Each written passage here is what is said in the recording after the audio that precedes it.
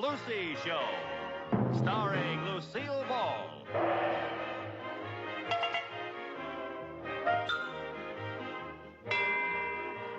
Co-starring Vivian Vance.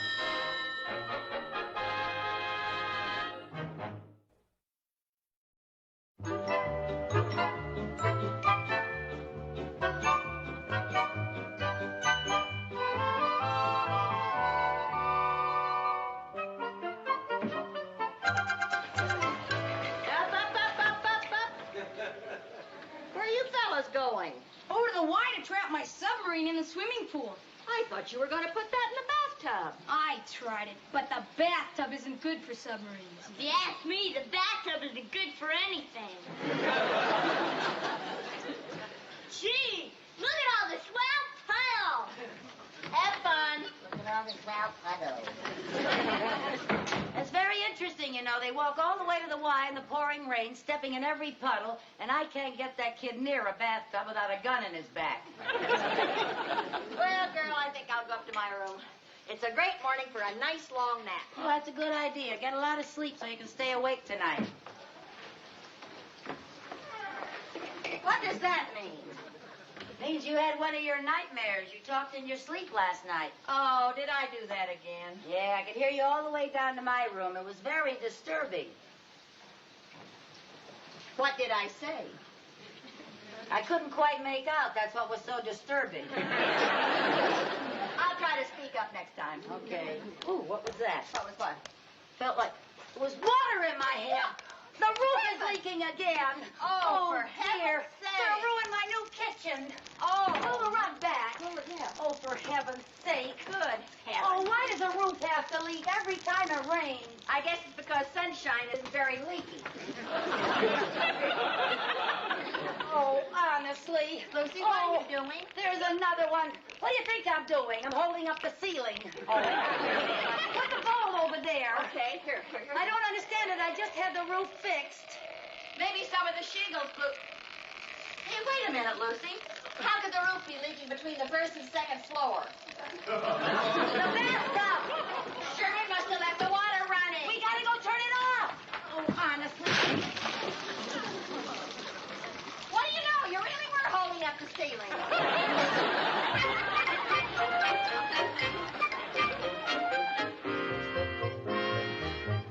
Hurry up, Viv.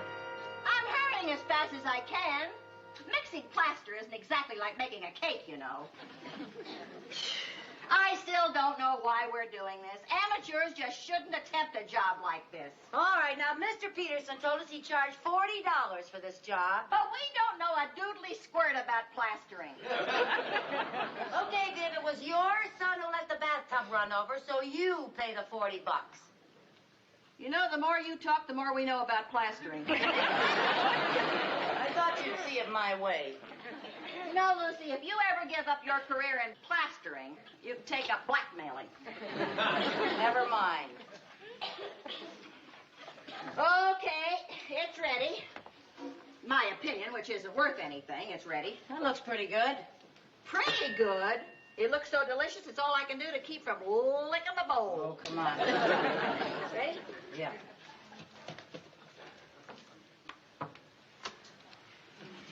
Which one of these things do I use? Oh, why don't you just use the biggest one? I don't know. All right. All righty, Viv. I'm not going to eat it.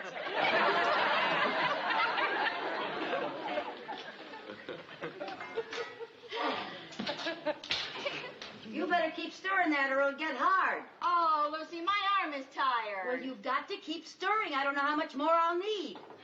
Okay. I'll use your electric mixer. Don't you dare! Well, let's see now.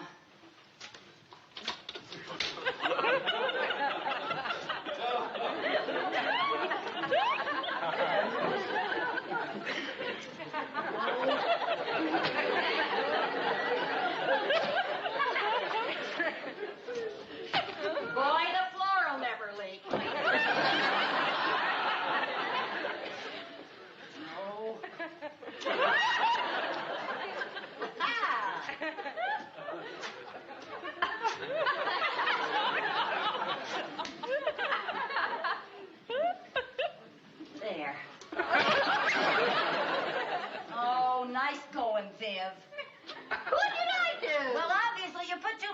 water in it. Well, I can't imagine how that happened. I used an old recipe of my grandmother's. All right, let's not get nasty. Just put in some more plaster.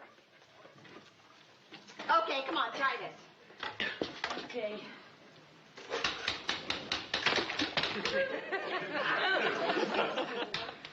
All right.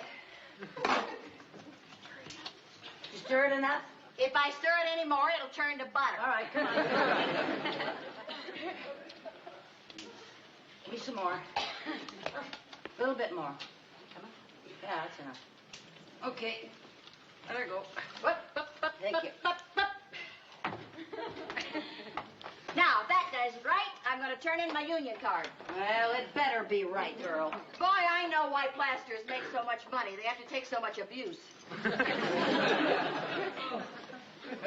Well, here goes.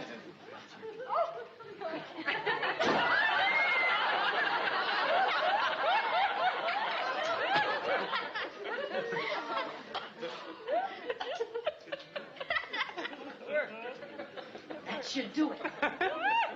Oh, congratulations, Lucy. Michelangelo couldn't have done any better than that. Don't let it hear you. We just saved $40. Come on, let's clean up this mess. You take those buckets out. Okay. Don't slam that door, girl.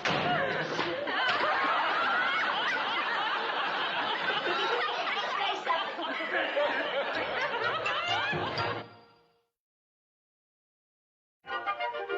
Well, there you are. How about that, Mr. Mooney? Excellent. That's a beautiful job. You know, when you told me you were going to repair your ceiling yourself, I thought you'd lost your mind. But I was wrong. That looks splendid. You know, Peterson would charge a fortune for that. He did.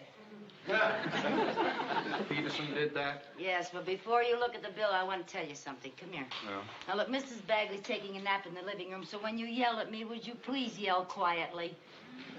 Now, why would I yell at you? Well, every time I show you a bill, you yell at me. It's tradition with us. So here, go ahead, yell. Mrs. Carmichael. What was that for? Well, I thought you were going to yell. It was sort of a leftover flinch. Why should I yell? This is perfectly clear-cut. Since it was her son who let the water overflow in the bathtub, this bill will have to be paid by Mrs. Bagley. Oh, well, I'm afraid you don't know Mrs. Bagley. She has a strange quirk. She thinks the landlord should pay for all repairs. Well, Mrs. Carmichael, I am not going to give you the money out of your trust fund to pay for this bill. Either Mrs. Bagley pays it as she is obligated to do, or you raise her rent. Now, you just go right in there and tell her. Oh, I couldn't do that. Well, somebody's got to tell her. Okay, you go in and tell her and let me know what she says. Very well. I'll go and tell her. Oh, no, you. Oh, no, you should do it after all. You are the landlord. Well, you're the executor of my trust fund. All right. We'll go and face her together after you.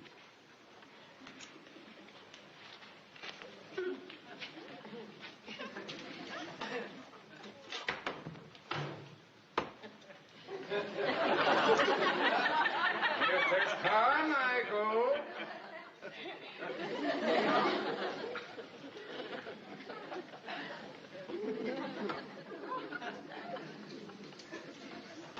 It doesn't make no sense. You don't believe things that.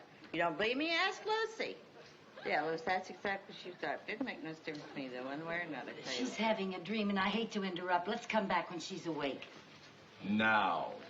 Make my dad a boy Sherman. There's my boy Sherman. Make it that. Viv, honey. What, huh? Hey, oh. Viv. Huh. Oh, hi, Lucy. Hi, dear. I want to ask you a little something, honey. Yeah, what is it? You wouldn't want me to raise your rent, would you? No, I wouldn't. Good night. Well, I asked her. Yep. Mrs. Bagley. Oh, Mr. Mooney. Oh, what are you doing here? Mrs. Bagley, as of the 1st of the month, your rent will be increased 20% to cover the cost of repairs for the kitchen ceiling. Oh, no. The landlord is supposed to pay for all repairs. Yes, she's right, Mr. Mooney. Go back to sleep, honey. Let me put it this way, Mrs. Bagley. You have a choice. Either you will pay the increase, or I'm afraid I will have to have you evicted. Evicted? From the Latin evictus. Meaning to be asked to leave the premises. By force, if necessary. But, Mr. Mooney! Business is business. Well, Mrs. Bagley, what do you say? Phooey. Phooey? From the Latin, phooey. Meaning that's what you think. I have a lease. She's right, Mr. Mooney. She's got a lease. Sorry to bother you, dear. Go back to sleep, honey. Just a minute. If you will read that lease, you will find that it says, and I quote, when landlord makes property improvements, landlord has right to raise tenant's rent. He's right, Viv, dear, and if you'll stop to think about it, I haven't ever raised your rent in all these years. Ever. No, you haven't. No. Because the rent was so high when we started, you didn't dare charge more for that crummy little room. Crummy little room? Why, you've had the use of the whole crummy house. The whole house. You were right the first time. Well. I thought you were a friend of mine, but you're nothing but a landlord. Well, you're nothing but a tenant. Is that so? Yes, that's so. Ladies, please. Now, Mrs. Carmichael, will you get the lease so we can act civilized about throwing her out? Well, I don't exactly have the lease. I have the lease, and I'll be very happy to get it. Pardon me, please. What? And just why don't you have a copy of the lease? Well, we only bought one. We were both going to live in the same house. We didn't see any use in wasting 50 cents. Here we are. Here May I? Now, let's see. Ah, yes. Here we are. In event lessor improves, remodels, or repairs premises, lessor has the right to increase rent of lessee. Further, at lessee's option, all past rents paid by lessee to lessor for 5 years from the date of this contract may be applied as down payment toward purchase of premises herein described, and further, oh, good grief. What does that mean? That means that if I desire, as of now, I can own this house. You wouldn't. I am the lessee, and I so desire. But you wouldn't take my own house away from me. Oh, Mrs. Bagley, that is a little high-handed. Oh, I'm so sorry, Mr. Mooney, but business is business. But what about me? Oh, I'll be happy to have you stay on as tenant. A tenant? At the same rent that I've been paying, plus 20%. Oh, now, of course, if you don't care to do that, I can always kick you out. Kick me out? Goodbye, Mr. Mooney. I'm so glad that you dropped in to read to us. Well, Mr. Mooney, I hope you're satisfied. I just can't believe it. We've lived together for 5 years, and now she does a thing like this to me. I want my house back. No. It's Don't my house. Don't Don't cry. Crying isn't going to do any Well, good. I don't like that. Wait a minute. Did you say 5 years? Yes, 5 years with that viper in my bosom. She has been living here for 5 years, and the lease is for 5 years. Maybe the lease has expired. What was the date you signed it? Well, Think. Well, I know it was near somebody's birthday because, we went to the dime store and we went there to buy candles and we saw these leases, so we decided to buy one and sign it so that it would make everything legal, so that even though we're good friends, nothing could ever happen. That's a laugh, isn't it? That's a laugh. Now, What? the date. What date? The date. Whose birthday was it? Oh, it was, I don't remember. You don't remember? No. Birthday. Birthday cake? Cake? Was there a cake? Yeah, there was a cake. There was a cake? Yeah. Ah, and what did it say on the cake? Happy birthday. Happy birthday to... Happy birthday to... I don't know. happy birthday. Candle.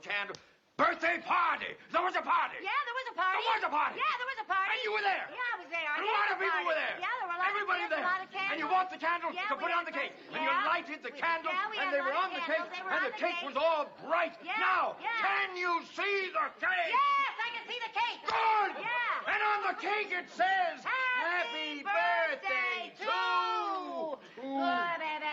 Sherman! Sherman! It was Sherman's birthday. Sherman's birthday. Yeah, it was Sherman. When is Sherman's birthday? Day after tomorrow. Day after tomorrow. Yeah. And when did you sign the lease? 5 years ago. 5 years ago. I mean, when did you sign the lease in relation to Sherman's birthday? Oh, it was right after the party. Look, wait. What? Wait. We've got it. What? If Sherman's birthday is day after tomorrow, Yeah. that means the lease is good for 2 more days. Now, if I know Mrs. Bagley, and I'm afraid I'm beginning to, she will be at the escrow department of the bank at 10:01 tomorrow morning, exercising her option. Well, we're not going to let her do that. Well, I'm afraid I can't stop her if she has that lease clutched in her greedy little hands. You mean if she didn't have that lease, she couldn't take my house away? That's right, she wouldn't have any proof. Oh. That is the most evil-sounding oh-ho I have ever heard. Now, there's got to be a way to swipe that lease from her before tomorrow morning. Mrs. Carmichael, swiping is illegal. I don't care. I'm not going to sit by and watch her give Sherman this house for a birthday present. Now, we've got to find a way to get that lease away from her before tomorrow morning. We? Just a minute. I am a man of integrity. You are also the man who got me into this, which, by the way, I never intend to let you forget. We must think of a way.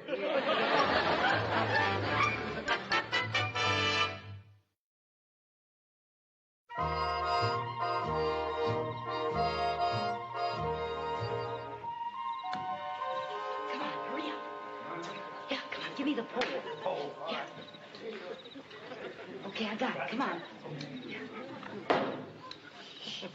Quiet now. Can you make it all right? Yeah.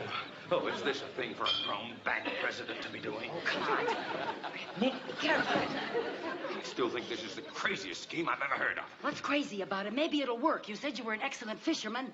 Catching trout in a stream is one thing, but fishing for a lease with a magnet through a window is something else again. Oh, come on. Oh, reel it in. That's Oh, for heaven's sake, that magnet sticks to everything. Yeah. Hope it sticks to that lease. Oh, I can't get it off. Huh? No, you'll have to climb out there and get it off. Me? Yeah. Take it easy now. Take it easy. Don't make noises. Just come on. Hurry up. Okay, thank you.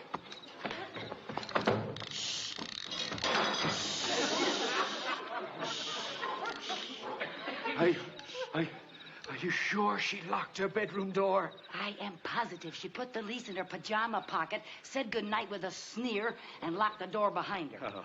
Apparently, she doesn't trust anybody. Look. Are you certain the paper clip is still on the lease? I saw it with my own eyes. Don't rush me. Oh. Take it easy and be quiet.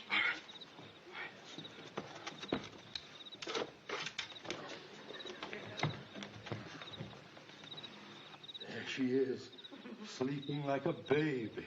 Yeah, baby viper. Over there?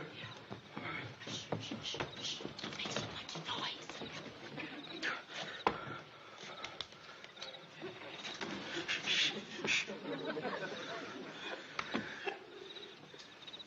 Isaac Walton, forgive me.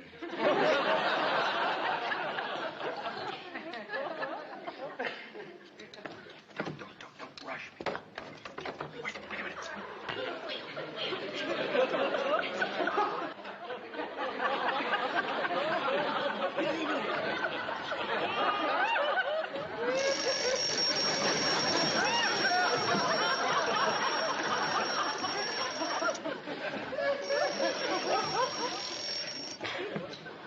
Heavens.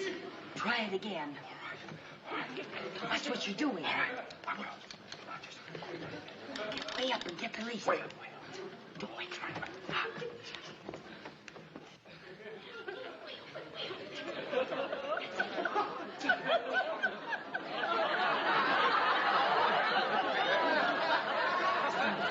You are. You do better with worms.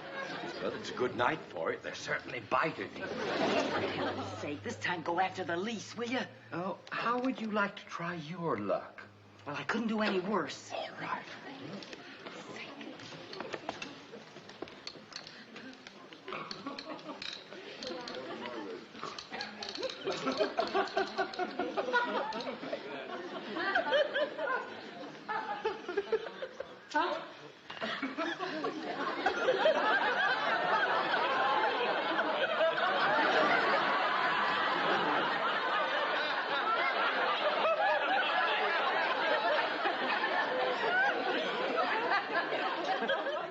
Congratulations. You've just caught the season's first striped bifocal.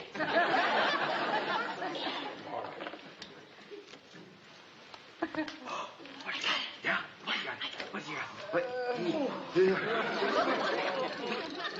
You've got to get in there, get that string untangled, and get that lease.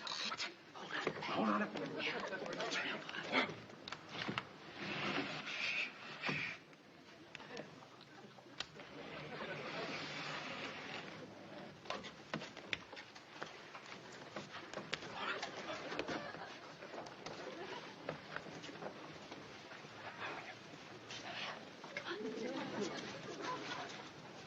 Sorry, Jen.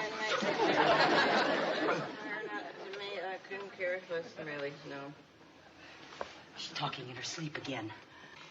Look at my pretty balloon. That's very pretty, Viv. What are you doing? I'm going to sneak inside her dream and talk her out of letting go of that lease. What else? Oh, I was a fool for asking.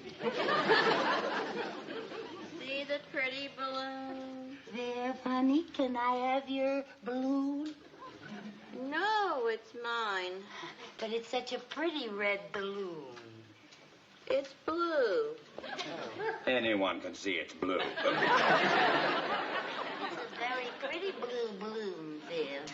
Please give it to me. No. I'll tell you a little secret, Viv. All my life I've wanted a blue balloon. Oh. I'll tell you a little secret. What's that, honey? I've been awake ever since you two came up on the roof.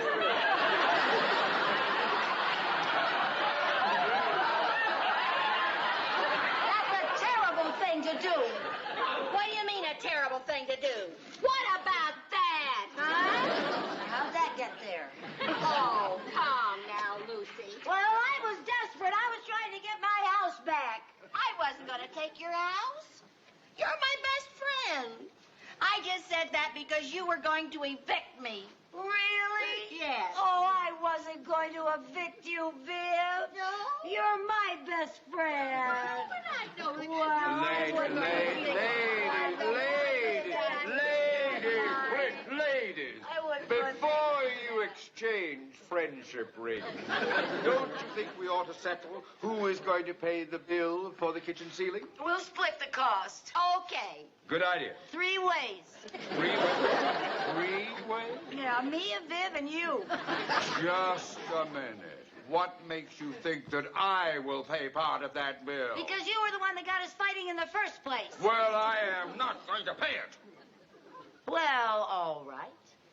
But how will it sound at the bridge club tomorrow when I tell all the girls that the president of our bank was seen crawling through the bedroom window of a certain attractive divorcee at 11 o'clock at night? We'll split it 3 ways. Good night. Good night.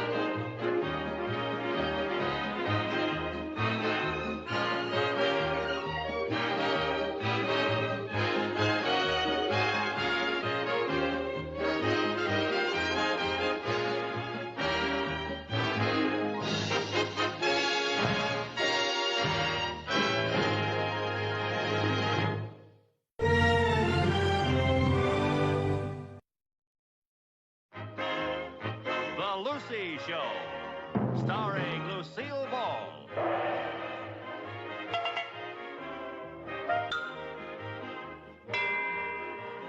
Co-starring Vivian Vance.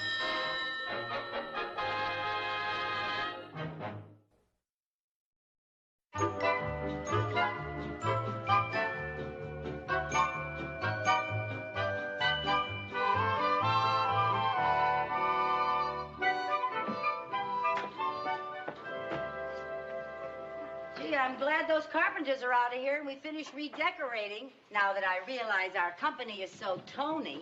Is Cousin Wally here yet? No, he isn't here yet, darling. I told my whole class at school that a musician is staying at our house. You did. Miss Pearson asked me so many questions, it took up the whole arithmetic period. I didn't know you were that interested in music. I'm not, but I'll talk about anything to get her mind off long division.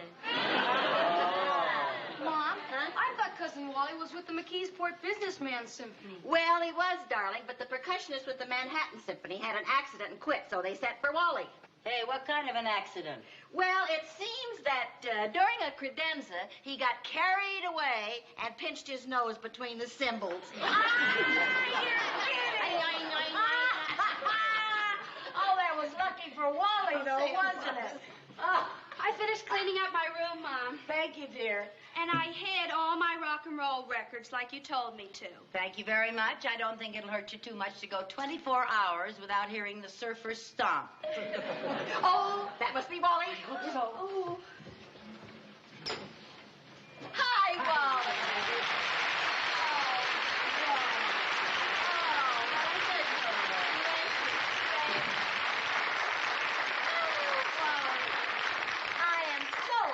To see you. You haven't changed a bit. Well, that's not a very nice thing to say. This is Lucy Carmichael. Hello, Wally. I'm so happy. I've heard a lot about you. And you remember Sherman? Hi, Wally. Hi, you're grown. And my little Jerry and Chris. Hello, nice to meet you. Well, I know you've had a very long trip, and I know you'd like to rest, so I'll show you right up to your room, Wally. No. I want to rehearse.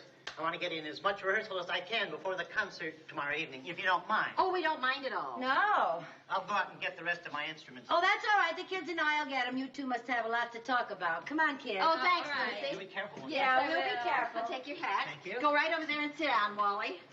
Oh, my, this is so exciting. Wally, are you nervous about playing the concert tomorrow night? No. After all, music is music. The Manhattan Philharmonic is just the McKeesport Symphony without the business suits. How could I be nervous? Oh, Wally, I'm sorry. Oh, Wally, I'm so sorry. Oh, Wally, I'm so sorry. Oh, my goodness, I guess you are a little nervous after all, huh? Oh, no, not really. Wally, how are Edna and the kids? Edna who? Edna, your wife. Oh, that Edna. Those kids, yeah. Wally, would it make you nervous if we all sat and just watched and listened to you? No, not at all. Sherman, did you have to do that? Wally, sit down and relax. Just a Wally, one at a time. What are you going to play, Wally? The first selection tomorrow night will be the Nutcracker Suite by Peter Ilyich Tchaikovsky. Oh, yes. I think that's one of Peter's best.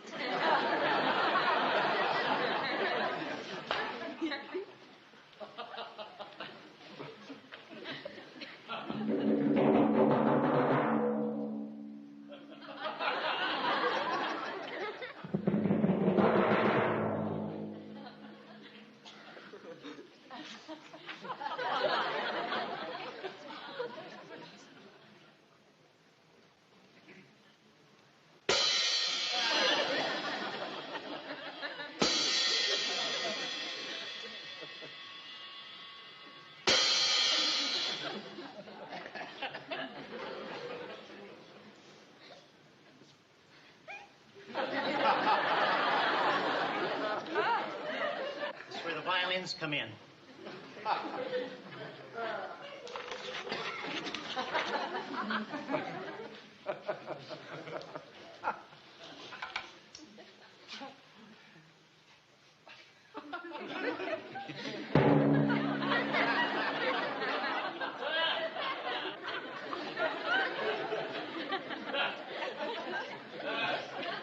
Here come the woodwinds we've all been waiting for. Yeah, these are the woodwinds. Isn't this part lovely? Oh. Just beautiful. I don't hear anything.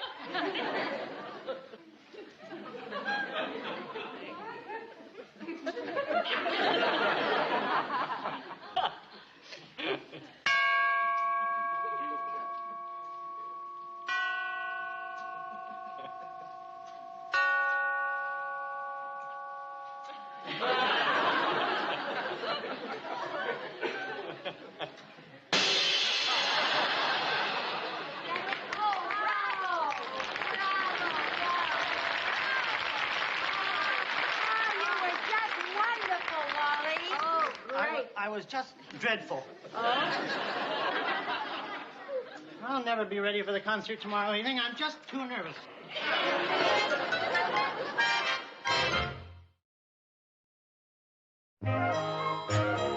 Hi, girls. Hi. I picked up Wally's dress suit. Mr. Krug did a good job pressing, don't you think? He certainly did. How is Wally? Oh, Lucy, he's still just as nervous as a cat. Really? I just sent him upstairs and told him to take a nap. I couldn't sleep a wink. I'll go in the kitchen and get a glass of milk. Oh, Wally. Oh, Lucy's going to be all worn out before the concert even starts tonight. Yeah, it's too bad we can't relieve that tension somehow. Make him smile or laugh or something. Hey, maybe I could tell him a joke. Jerry told me one he heard at school the other day. It's worth a try. Wally? Wally, do you know how to keep an elephant from charging? No, I don't think so. Take away his credit card.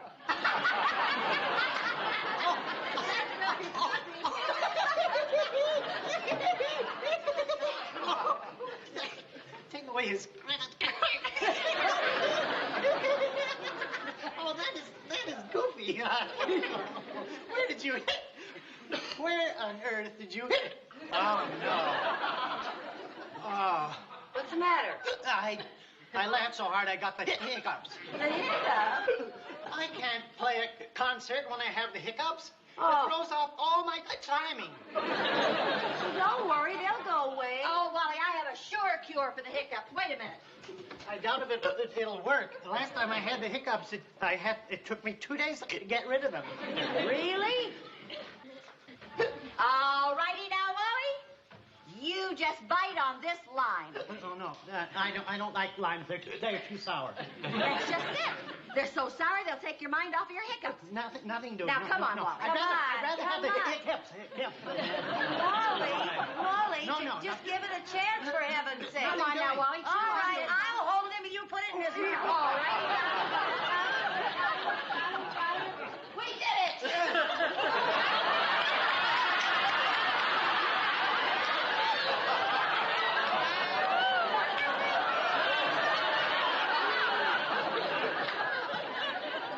Oh, Wally, you are so right. They are sour. Now, Wally, stop worrying. I know a lot of cures we haven't even tried yet. It's no use. I'll have these hiccups for 2 days the way I always do. I won't be able to do the concert. I just have to go back to McKeesport and tell them all I'm a here. And it will kill me. Hey, I got an idea. Just forget it. He hasn't recovered from your last one. No, now maybe this will work. Remember the other night at Audrey Simmons' party, one of the guests got a coughing fit, and Harvey cured him by hypnotizing him? So? Well, maybe hypnosis will cure the hiccups. I don't want to be... Oh, that's a great idea. Harvey's in Cleveland on a business trip. But hypnotizing looks so easy. I don't want to be hypnotized. Well, then even I could do it. You? Why not? No, I don't want to be hypnotized. Why not, Wally? Maybe it'll work. Oh, Lucy, I don't think you should do that. You don't know how. Well, what's to know? All Harvey did was dangle a watch in front of that man's face and talk him to sleep. It's just the power of suggestion. Oh, I don't like the idea, Lucy. It's dangerous. Oh, Wally, give me your watch. I don't know. Look, it's either that or back to McKeesport and tell Edna you're a failure. All right, now sit down over there. Oh, now, Lucy. I doubt very much that this will work. I'll probably fight you every inch of the way. I've got a will of iron. Now, it's worth a try. All right, now relax. Just sit back, take it easy, and all you have to do is watch the watch. Keep your eyes on the watch, and listen to what I say. All right, now, Wally. Wally, what was it Harvey said? Did Harvey say you are getting sleepy or your eyes are getting very heavy? It seems to me he said, you are getting sleepy. Okay. Wally, you are getting... Lucy really did hypnotize him. Wonder how long it would have taken if he didn't have a will of iron. Why, you're even better than Harvey. Faster, anyway. Thank you. Well, all right now, Wally. When I count to 3, you are going to wake up and you are going to be cured of the hiccups. 1, 2, 3. I don't understand. That's the way Harvey did it. With one exception, when Harvey did it, the man woke up. All right, Wally, I'm going to give you one more chance. I'm going to count to 3, and you're going to wake up and you're going to be cured of the hiccups. 1, 2, 3.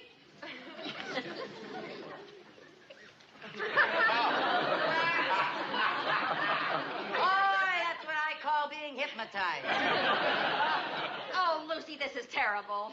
Well, you got to admit one thing. I cured his hiccups. This is his one big chance, and you've ruined it for him. He's never going to wake up. Oh, yes, Wally, he you is. know you got to play Wally. that concert tonight. Wally. Come on, up. I got an up and idea. at him. Now, Wally, you know what Eddie'll say. You know this is your one big chance, Wally.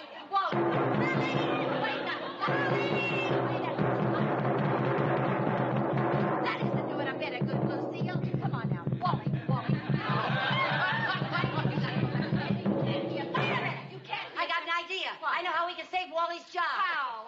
What's so tough about beating on a drum or tapping a triangle or clanging a cymbal? And look at this music. Every single cue is written out on it. Lucy, you don't mean that you're thinking of... Why not? You said nobody in the orchestra had ever seen Wally. You said they hired him over the phone. You get everything in the station wagon. I'm going to get dressed. Don't just stand there, Viv. This is the only way to save Wally's job. Vivian! Wally, if you knew what was going to happen, you'd wake up.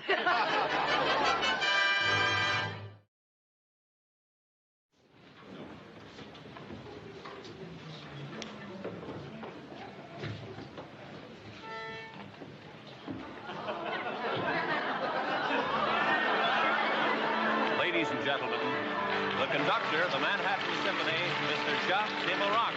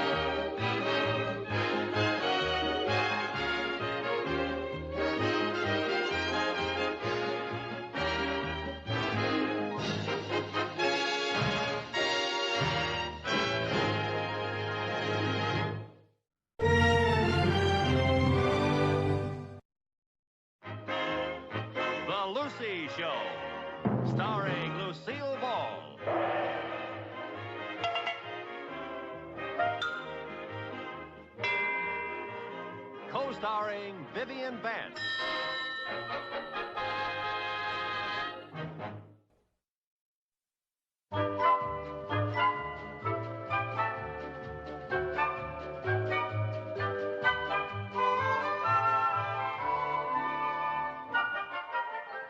Stop fidgeting, Jerry. Hurry up. Yeah, we want to play football. Now, just a couple more minutes. We need to practice. Don't you want your mothers to be the best hospital helpers in town? There, I'm finished. Well, what were you treating the patient for? A sprained finger. Well, girl, don't you think you got a little carried away? I look like a short mummy. Mother, look at this. What? I took off the ruffles and raised the hemline, and it still doesn't look grown up enough. Well, now, I'm sure it'll look grown up enough to boys your age, especially with you in it. Well, I'm not interested in boys my age. There are going to be some older men there, 17 and 18-year-olds. Senior citizens. Just isn't the type of thing a girl should wear to her first formal dance. My dress should be something really special. Oh, honey, I guess you're right. Let's see, the dance is tomorrow night. Take me too long to make one. Not if you made it out of bandages. Can we go play football now? Yes, darling, you're excused. Hey, wait a minute. Aren't you going to take your bandages off? No, this way they'll figure we're already wounded and won't tackle us so hard. Oh, yeah. Be careful now, boys. Well, Chris, there's only one thing to do. Buy you a new dress. Really, Mom? Oh, I never dreamed we could afford to buy me a brand new dress. Well, we can, but I think this is important. Viv, do you think Grindstaffs would have anything that she would like at a price I could afford? They have an apricot taffeta for $39.50. You didn't dream I'd buy you a new dress, huh? All right, honey, you got it. Oh, Mother, you're wonderful. Thanks, Lois. You're welcome, sweetheart. Viv, honey. Hey, where do you think you're going? I'm trying to get out of the room before you ask me to loan you $39.50. Now, is that any attitude to take? Lucy, I am flat broke. You really are? Yes, I really are. Well, you ought to budget yourself better. You ought to know enough to put something aside for my rainy day. Well, I'm sorry, girl, but lately my losses have been running rather heavy at Monte Carlo. Well, guess there's only one thing to do. Call the bank and ask Mr. Mooney for an advance on my allowance. Oh, not again. Now, Lucy, you know how he hates for you to dip into your trust fund. Yeah, he sure put a dent in my dipper. The only way you're going to get $39.50 is to sandpaper your fingers and break into the bowl. Well, this is so terribly important to Chris. I'm just going to have to take another crack at Mooney. Well, I admire your courage after that great big battle you had with him last month. Oh, well. I'm not one to hold a grudge. Maybe he isn't either. Woo-hoo, boy. Oh, poo-poo. Hello. Hello, this is Mrs. Carmichael. I'd like to speak to Mr. Mooney, please. How's that? He's in the hospital. What happened to him? Oh, that's too bad. Well, has someone else at the bank been assigned to take over his duties? Some kind, understanding, generous person? No, huh? Well, thanks anyway. Goodbye. Boy, he's got a nerve breaking his leg just when I need him. He broke his leg. How did it happen? Going into his house last night, he tripped over the welcome mat. How do you like that? My only chance to get the money is in traction. Well, start sandpapering your fingers. Hey, he's in the hospital, and I am a hospital helper. So? So, what man, even a penny-pinching banker, can resist the kind, gentle, loving care of a kind, gentle, loving hospital helper? I'll soften him up, and then I'll hit him for an advance. But you're not on duty this week. Well, I'll call Audrey Simmons and have her switch assignments with me. And you call Alice Canfield and have her switch assignments with you. Me? What do you need me for? Sometimes us hospital helpers need helpers. Oh, Bill, wait till you see me in action. I am going to be Mr. Mooney's angel of mercy. I'm going to out-Nightingale Florence.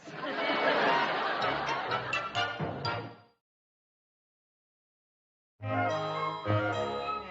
we are. Thank you.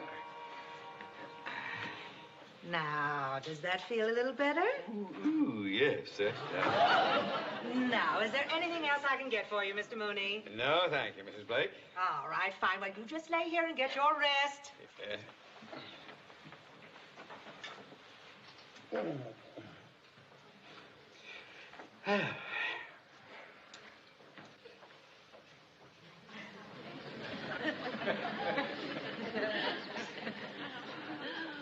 Hello there, Mr. Mooney.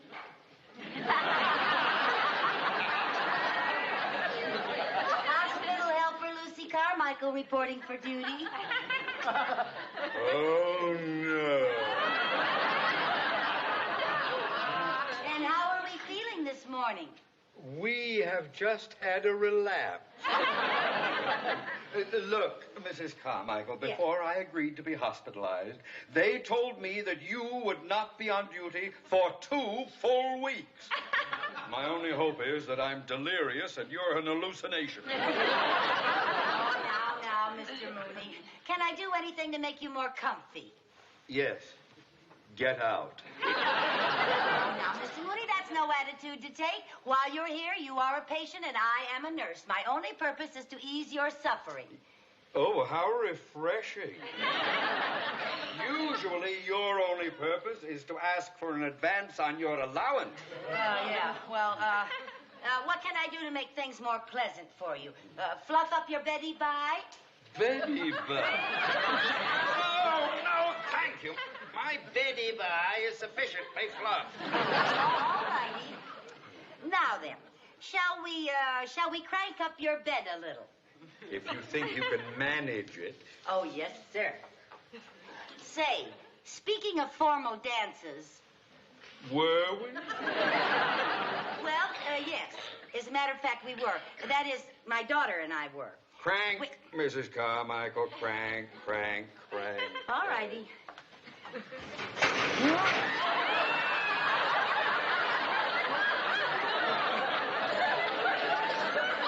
Sorry. I said crank me up, not put me in orbit. Terribly sorry.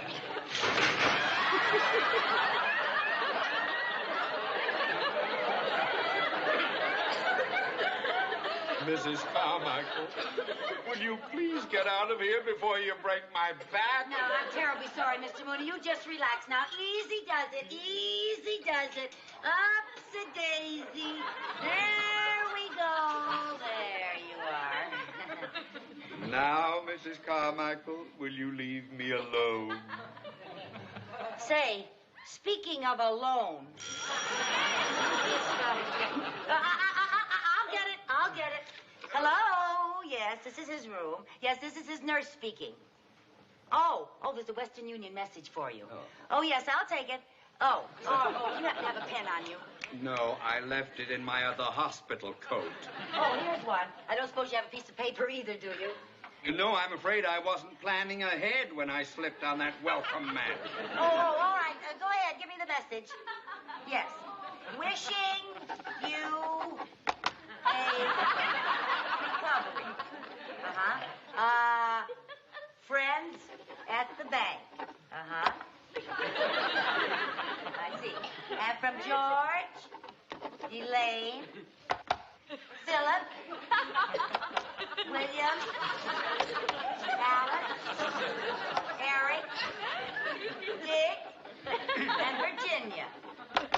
Yes. I'm pretty sure I got all those names. How many were there?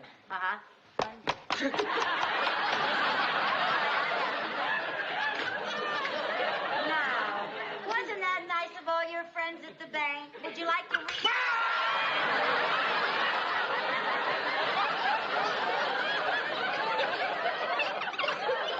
Well, I'm sorry. It's right there, all in a little chunk, if you want to read it. Goodbye, Mrs. Carmichael. Oh, I don't have any place to go. I just want to sit here with you and chat a while. Well, I don't feel like chatting. No, the doctor told me that I had to have plenty of rest. Well, what does he know? It just so happens that chatting helps bones to heal. Oh, this may be a major breakthrough in orthopedics. Chatting helps bones to heal. Oh, and speaking of heel, that reminds me of toe, which reminds me of feet, which reminds me of dancing. Only you would talk about dancing to a man with a broken leg. Mrs. Carmichael. Yes, sir. I know you are an angel of mercy. Oh. But please take wing. Here we are. Oh, I'll take that. Thank you. Thank you. Well, look what we have here, Mr. Mooney, our lunch.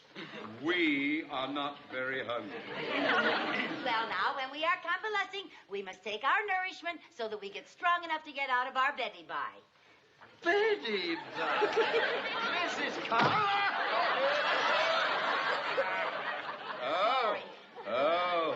Oh, that was very clever of you. Oh, yes, a broken rib will take my mind off my broken leg. I'm terribly sorry. Now, you'll feel better after you've had your lunch.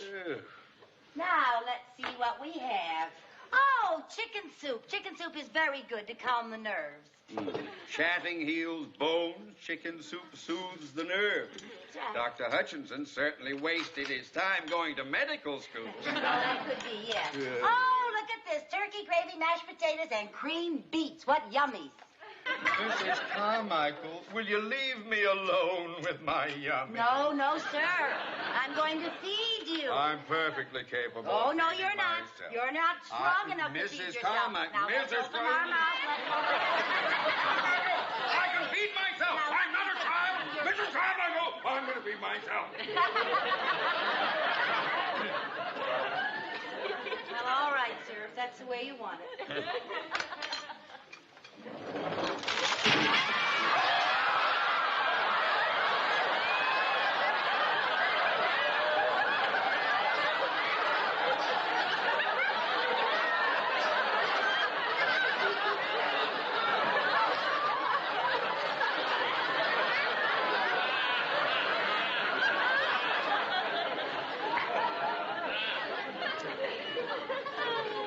Why did you do that? I'm terribly sorry. I'll clean it up. Out! Out! Help! Mrs. Blake! Mrs. Blake! Mrs. Blake, get away from me! Don't you touch me! Get out! Help! Get out of here! Never knock on my door again! Get out! Get out! Mr. Mooney, what seems to be the trouble? Get this woman out of here! Get her out of my sight! Look what she did to my lunch! She almost broke my rib, and she wrote all over my glass! Calm your nerves. Oh, Mr. Mooney, A sedative, I'm so sorry sedative, this sedative. happened. I can assure you this will never happen again, sir. Get her out of here! Get her out of here! Relax, try to relax. Mrs. Carmichael. Yes, ma'am?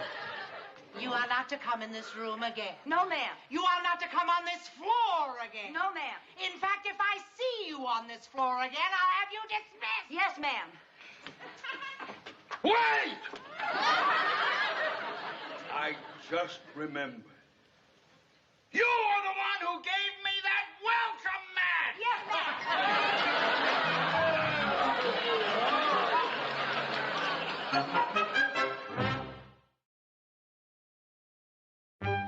Dr. Jensen, Dr. Merritt, Dr. Stratton, Dr. Edwards, Dr. Edwards, Dr. Edwards.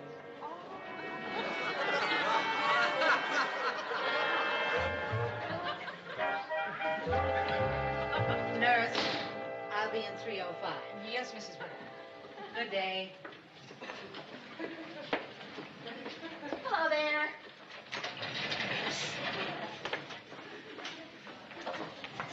Lucy, what are you doing here? Now, Mrs. Blake gave strict orders that you were not to be on the 3rd floor. I don't care. I've just got to talk to Mr. Mooney. How is he? Well, he's still pretty groggy from that sedative. That's perfect.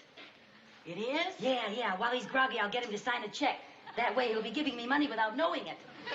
I said he was groggy, not unconscious. Well, I just got to get that dress. Now, I think it's worth a try, Viv. Now, Lucy, this whole floor is off limits to you. You'll never make it way down that hall to his room. Oh, yes, I can. I have a plan, but I need your help. Now, come on.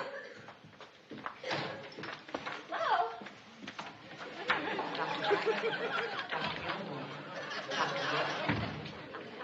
Dr. Jackson, Dr. Gilmore, Dr. Ralston, Well, now, here we are, Mrs. Edwards. I'll just get your records, and then we'll be on our way to the solarium.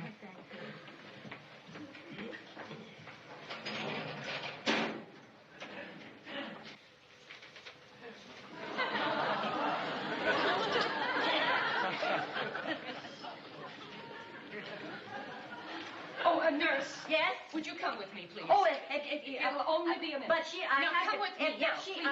I'll see you later.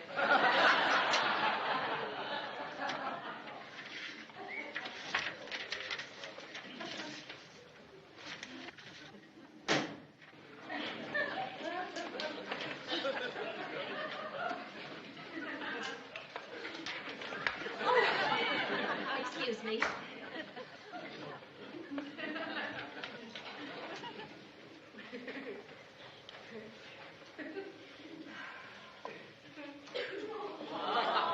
Here we go.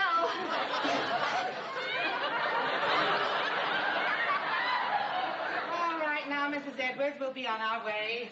Mrs. Edwards, where are you going? Mrs. Edwards, oh! Please now, Mrs. Edwards, let's not be hefty. Excuse me, please. Mrs. Edwards, where are you going? Mrs. Edwards, come back here!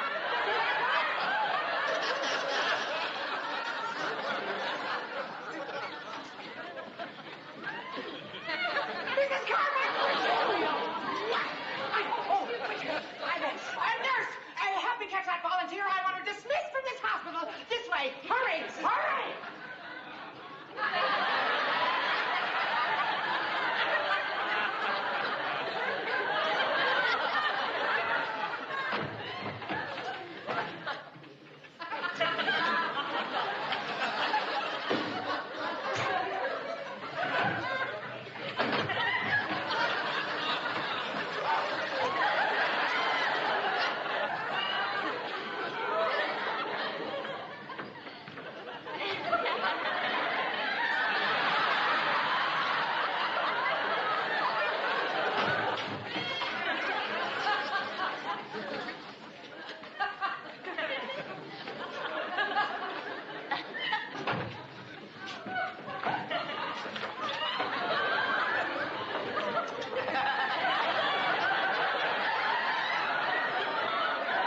I'd like to know what's going on around this hospital. I was supposed to be taken to the solarium, not down to some strange man's room.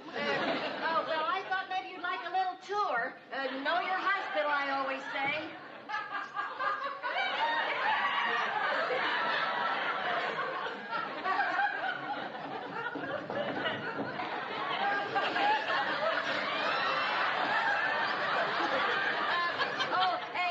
I have to take care of another patient. Some helper you turned out to be.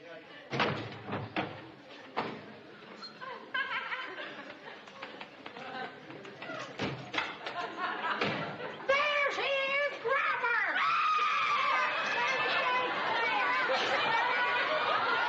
Oh, but where?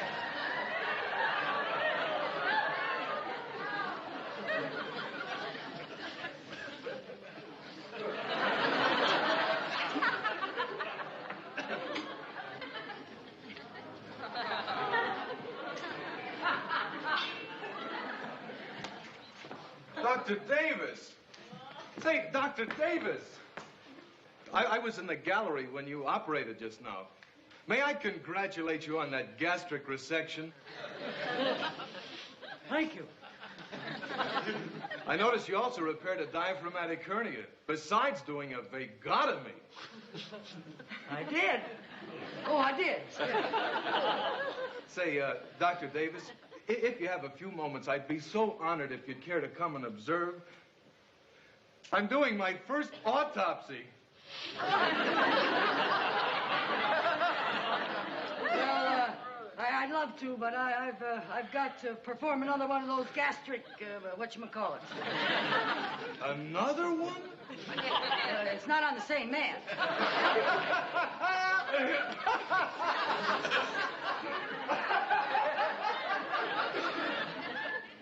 I can't understand it. She can't just have disappeared into thin air. That's true. I'm going into the office and phone downstairs and see if they found her. All right.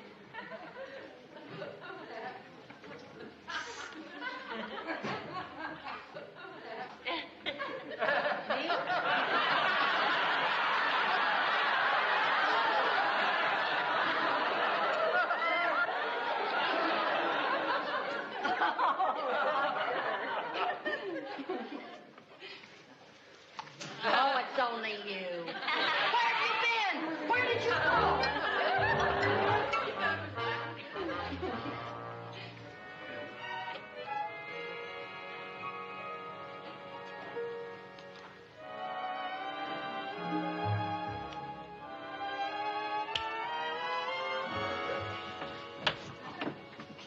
Come on. He's out like a light. Yeah, those sedative pills really sent him bye-bye. Well, what do we do now? Wake him up? Yeah, but we have to be very careful how we wake him up. We want him to be awake enough to sign the check, but not awake enough to know that he's doing it. Mr. Mooney. Mr. Mooney. Come on, Mr. Mooney. Wake up. Mr. Mooney. Hey, come Mr. on. Mooney. I got an idea. Mr. Mooney. Mr. Mooney. There's a run on the bank. Wait. Oh, Mr. Mooney. Hey, you used to live on a farm in Indiana. Maybe this'll do it.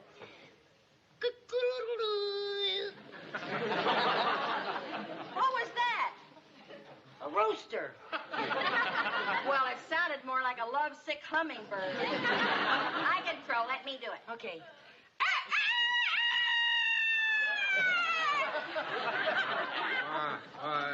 Hello, Doctor. Hello, Mr. Mooney. How are you feeling? I feel a little groggy. Yes, well, you feel a lot better once I set your leg.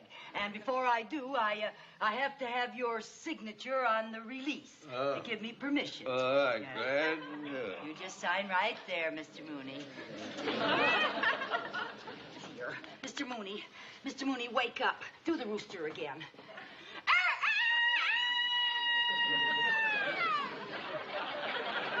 What's the matter? What's that rooster doing in my bank? Yeah, well, that's right, Mr. Mooney. We're at the bank, and we're getting up a birthday card for Mr. Bentley, the teller, and we want everyone to sign, and you're the last one to sign. Oh, I've a sweet soul. Oh, for he's a jolly good fellow. For he's a jolly good fellow. For he's a jolly good fellow. Mr. Mooney. Mr. Mooney.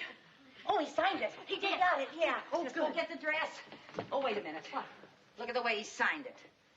Theodore J. Betty by. Oh. Come on, Mr. Mooney. Mr. Mooney. Mr. Mooney was do another cock-a-doodle-doo.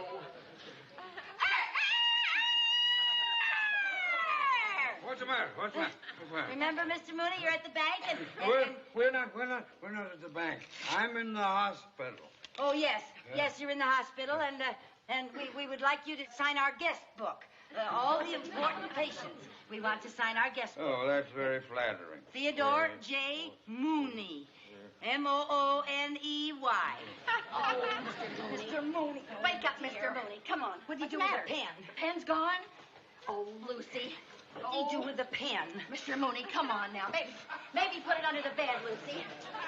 Mr. Mooney.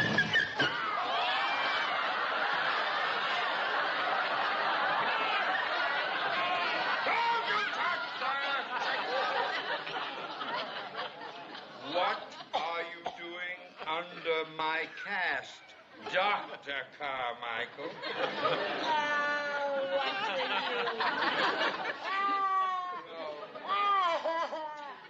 I just wanted you to give me some money so I could buy Chris a new dress. She's going to her first formal dance. Well, in that case, I will give you the advance. It's so important to a teenage girl, her very first formal dance. You will? That is the first sensible reason you have ever given for asking for an advance on your allowance. Oh, Mr. Mooney, you're a doll. Quick, Viv, get his leg off here so I can give him a big kiss. Okay. And let her lie.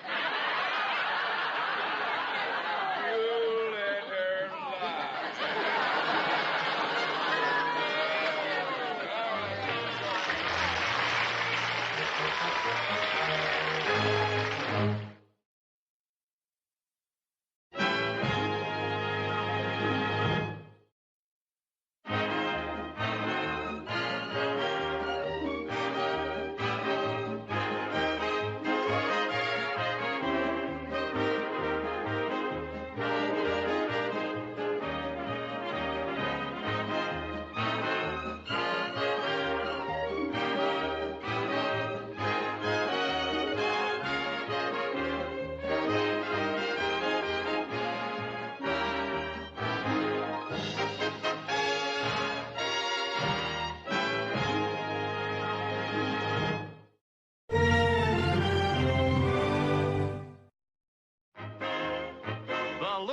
Show, starring Lucille Ball.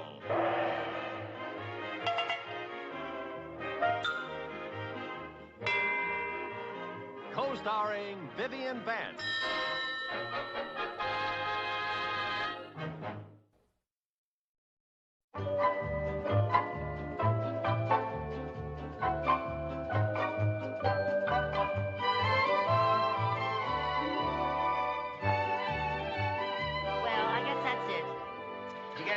Mrs. Carmichael? I think so, yes.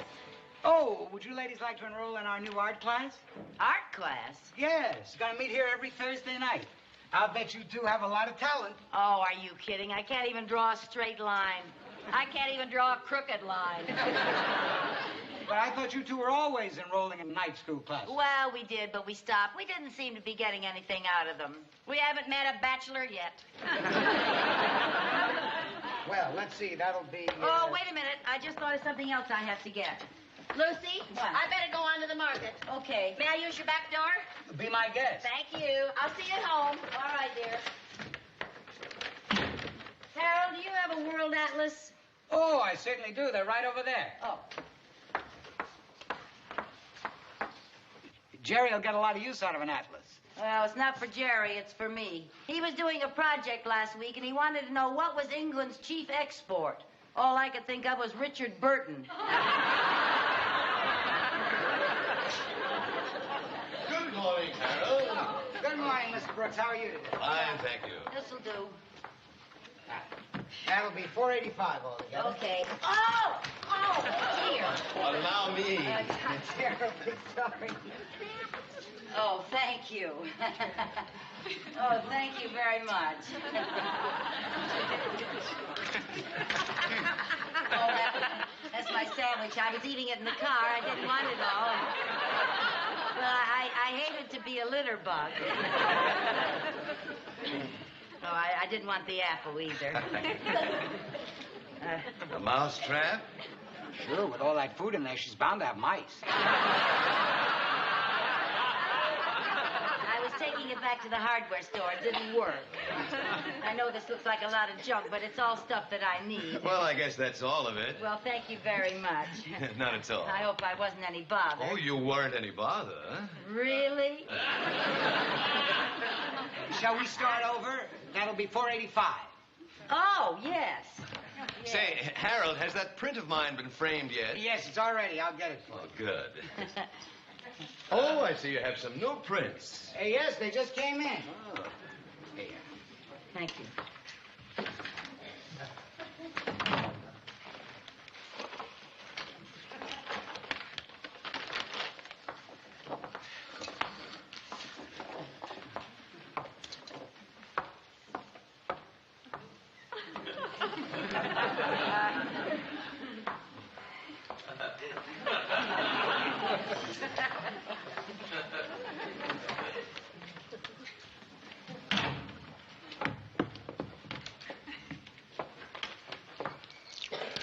His name is John Brooks III. I wasn't looking for his name. I was looking at the picture. My, what a lovely smile. Yes.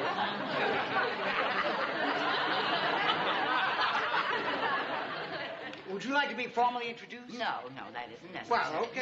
Well, if you insist. Mr. Brooks, here's your picture. Oh, say, you did a fine job, Harold. That looks just great. Yes, that frame is very becoming to Mona. Yes.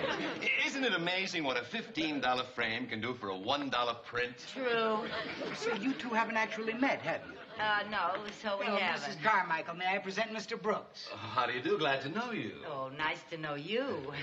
That'll be $16.32 tax. Oh, yes, I've got it right here. Oh, say, a beginner's art class, eh? Can I still enroll? You sure can. Class starts tomorrow night. Would you like an application? Oh, I certainly would. I've been meaning to enroll in an art class for years. So have I.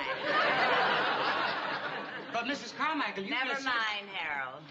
Give me an application, please.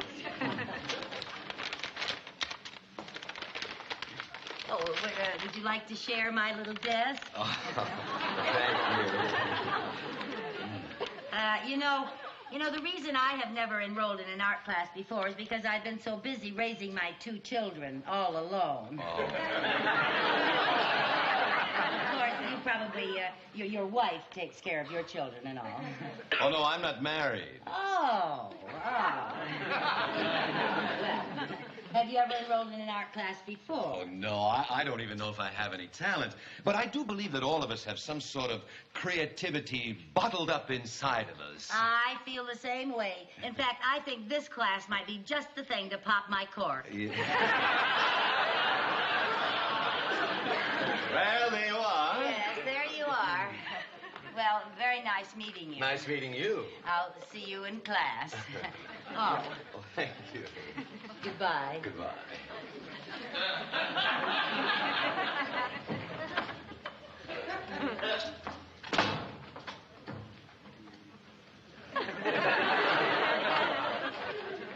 Harold, I forgot to have you validate my parking ticket. May I help you? No, thanks. Oh, yeah, maybe, yes. There you are. There's your ticket. What ticket? Oh, thank you. Not at all. Oh, here's your change, Mr. Brooks. Oh, thank you. And I know you're going to get a lot of pleasure out of that art class. Oh, I'm sure I will. And it may give me a chance to meet some interesting people. I'll wrap this up for you. Oh, thanks. Pardon me. Yeah. Dare I presume that you are new in town? That's right. Oh, well, I'm in charge of the Danfield welcome wagon. I can't imagine how we happen to miss you. I'll bring the wagon over if you'll just tell me when you and your wife will be home. Oh, but I'm not married. Oh, I'll bring my wagon right over. My name is Vivian Bagley. I'm John Brooks III. Here you are, Mr. Brooks. Oh, thank you, Harold. I'll be seeing you. Oh, you want a picture, huh? Yeah, goodbye, Mrs. Bagley. Goodbye. Harold, I wonder if I could... Here.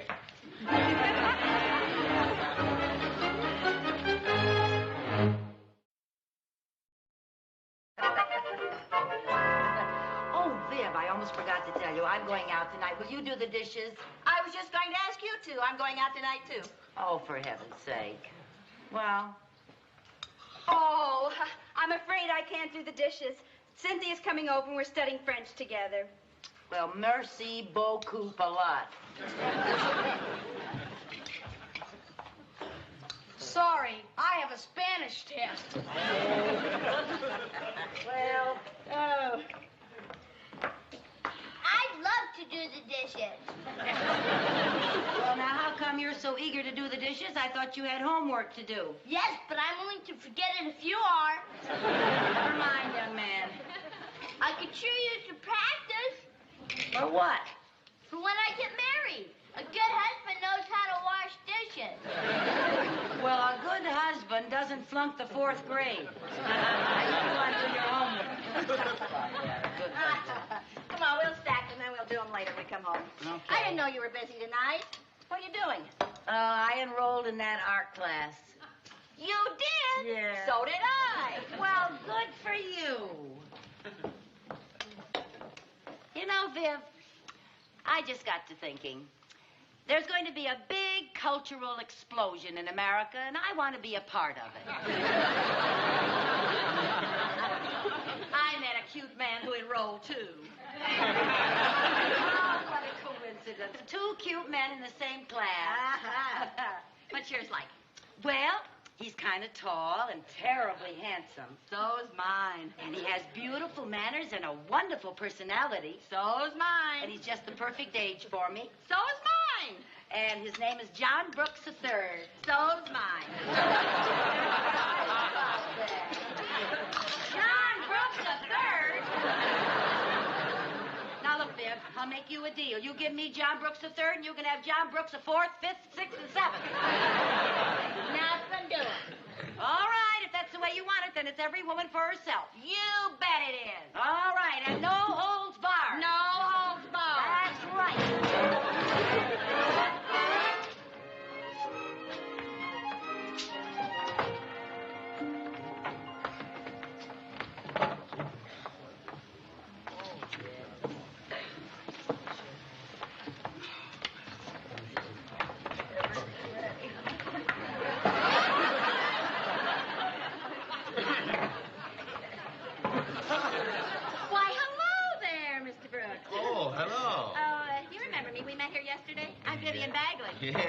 seeing you Oh, again. it's nice to see you again, too. You got your pad and all ready to Yes, start? all my Everything? equipment. Oh, that's nice. Hello there, Mr. Brooks. Oh, hi there. Good evening, ladies and gentlemen. Good evening. I am Mr. Guzman, your teacher. Welcome to our beginner's art class. Now, tonight we're going to start out with sketching in charcoal. I just want you to go ahead and draw this bowl of fruit. Now, don't be inhibited. Sketch any way you see it. Then we'll talk about your drawings and learn as we go along. All right, class, start drawing. Right.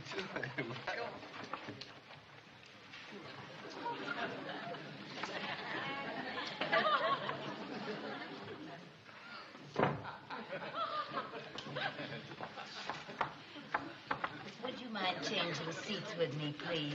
Well, I'll be glad to change with you, Mrs. Carmichael.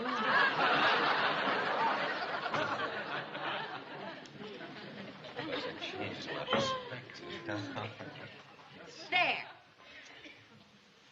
Well, that looks pretty good, Vivian. Well, thank you. How come you don't draw what the rest of the class is drawing? Oh, I broke my pencil. Oh, that's all right. Get one off the table. Plenty of them there. Oh, thank you.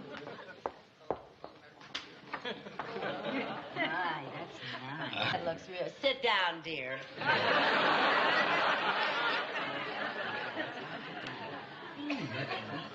Yes, well, it really has the form, though. Now that I've seen what you can do with the still life, I'd like you to try drawing from life. But we need a model. Who will be a model? Oh. Would one of you like to pose for us? Would someone volunteer, please? One of the ladies or a gentleman makes no difference. Now, don't be shy. Lucy, is that a tear in your dress? Where? Under your arm there. Professor! Thank you, Mrs. Carmichael.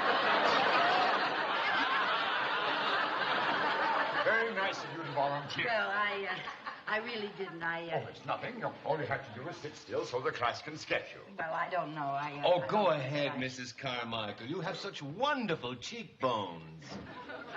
Really? Carmichael, will you sit here, if you please? Let me take your pad and pencil.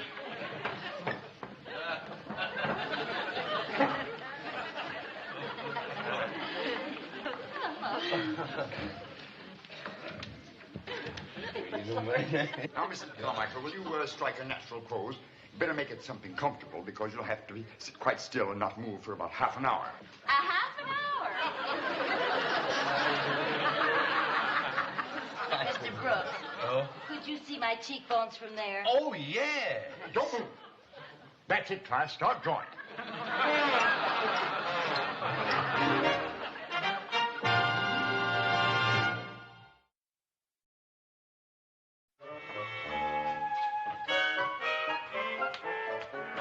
Lucy, did I tell you that I'm having dinner with John Brooks tonight? Did I tell you I'm tired of hearing about it? Oh, come on now. Just because he asked me for a date instead of you, is that any reason to be a big sorehead? You bet your sweet life it is. What an underhanded thing to do, tricking me into modeling just so you could spend all that time with him yourself. Oh, now don't blame me. Blame your wonderful cheekbones. If you hadn't been so sneaky, I'd be the one going out with him tonight. Well, while I'm out with him tonight, dear, why don't you amuse yourself by sketching a bowl of sour grapes?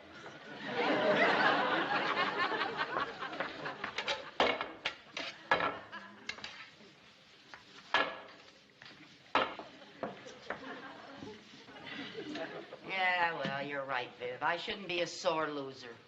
And just to prove to you that I'm not, I'll clean up the kitchen while you go get ready for your date. I am ready.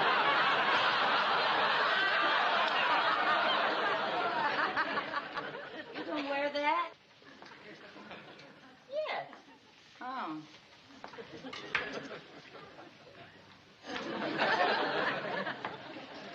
I wonder how late Flo's beauty shop is open.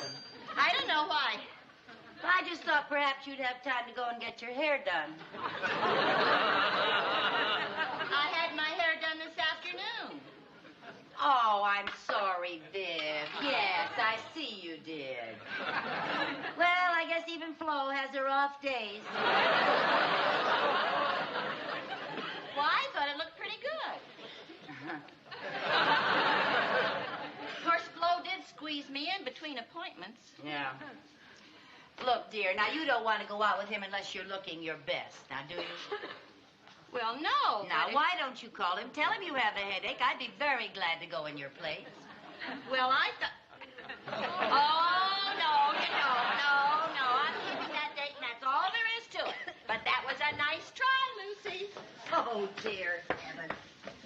Dress and hair. Oh, honestly, Lucy, why don't you give up? What's that? That is an apple pie for Johnny. That's an apple pie for Johnny. It's our dessert for tonight. We're going to dinner, and then we're going to an early movie. And then we're going to have pie and coffee at his apartment. His apartment? Uh-huh. He has to work late, so I'm going to take this pie over and put it in his oven to keep warm. And then I'm going to pick him up at his office. He has left the key under the mat for me.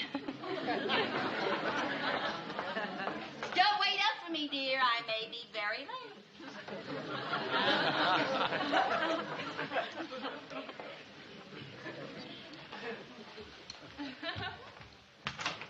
Jerry! Yeah, Mom. What do you want? Come in here.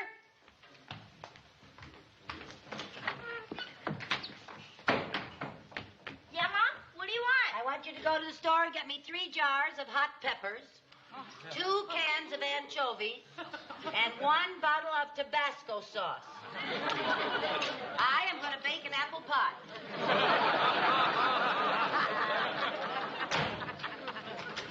An apple pie?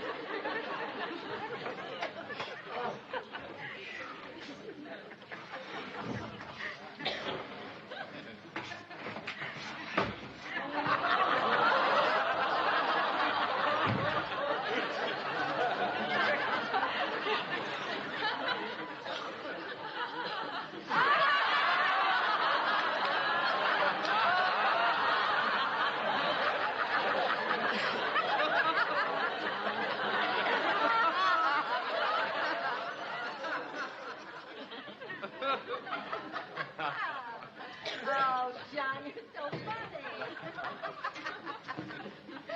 Oh, my. Can't you find the key? No, I don't know where I left it. I put it under the mat. Oh, yes. Oh, here it is. Dear.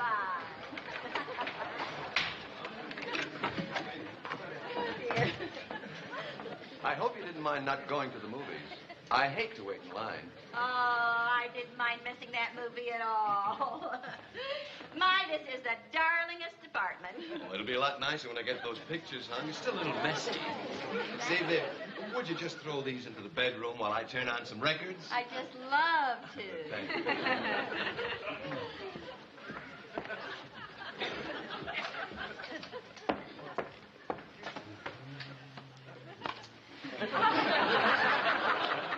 Oh, say, Viv, there's something I want to tell you about my Mona Lisa. What's that? Well, you remember that day we met in the art store? Do I? Well, when I first saw the frame Harold put on it, I thought it was great. But now that I have it here in my apartment, I think the frame should be darker. So I'd like you to take a look at it and give me your opinion. Tell me what you think of it.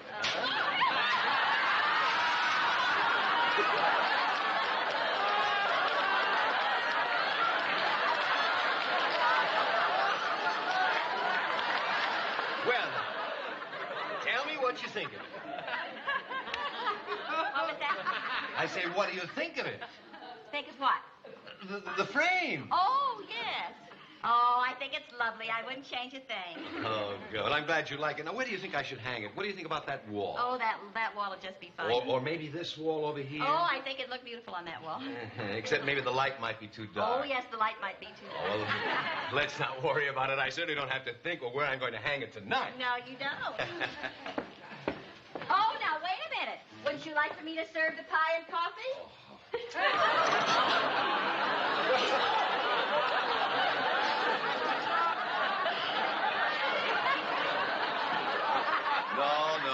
No pie and coffee for me. I had just a little too much dinner.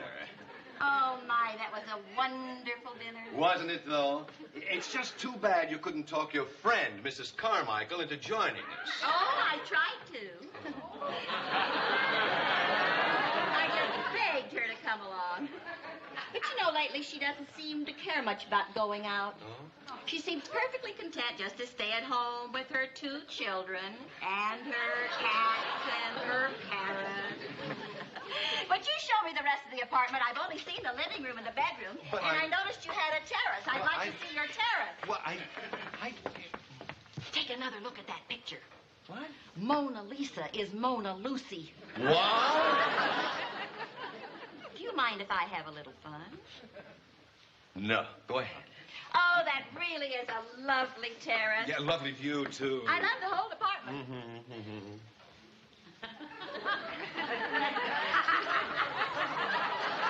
You know something I've always had a mad desire to do? What's that? Paint a mustache on Mona Lisa. Right ahead. You don't mind if I do? Well, the print only cost $1. Oh, you are the best sport, Johnny. Now let's see here. Oh, I've always wanted to do this. I cannot take it.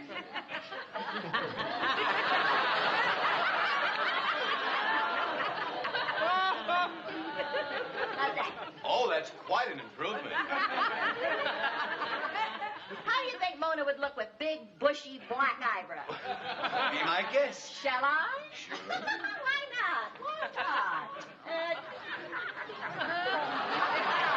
Isn't that great?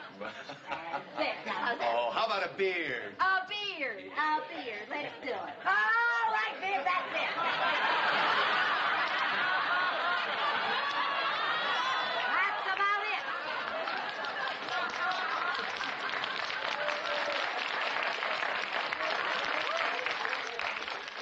Lucy, what are you doing here? Well, the children were asleep, and the parrot was telling stories to the cat. Oh, now, wait a minute. What happened to my Mona Lisa? Well, it's a long story. I'll tell you about it some other time. Oh, no, I'd like to hear about it right now. Well, I wouldn't want to tell it right now. Good night. Oh, now, just a moment. Now, I don't know what's going on between you two, but as long as you're here, why not stay for the dessert? Oh, no, she wouldn't want to do that. Would you, Lucy? I'd love to. Oh, good. Go ahead and serve it, Viv. You know, I've been wanting to meet some interesting people in this town, but I sure hit the jackpot. Well, let me tell you, there are some very interesting people in Danfield, but I just have a feeling that you are going to be a very fascinating addition, Johnny. Oh, thank you. What's so funny, Johnny? Well, you... What is it? You're about the prettiest girl I've ever seen in a mustache. I forgot all about it. There's your pie, Lucy. Oh, thank you, Johnny, very dear. much. I completely forgot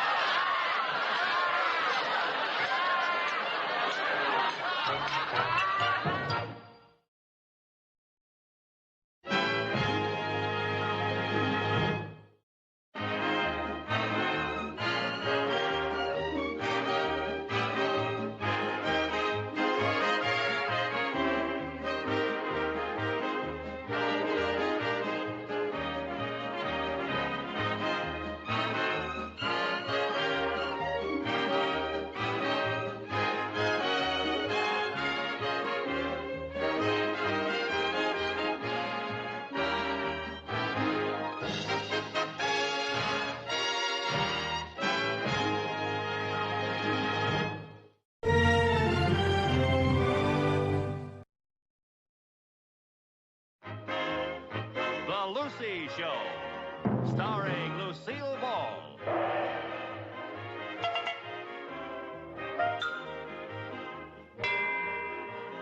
Co-starring Vivian Vance.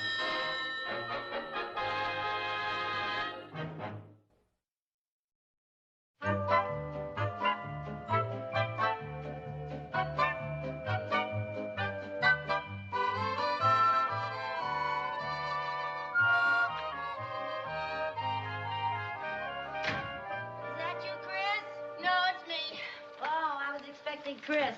Lucy, What? by any chance, has there been anything in a paper lately about the surface of the Earth gradually tilting? No, why?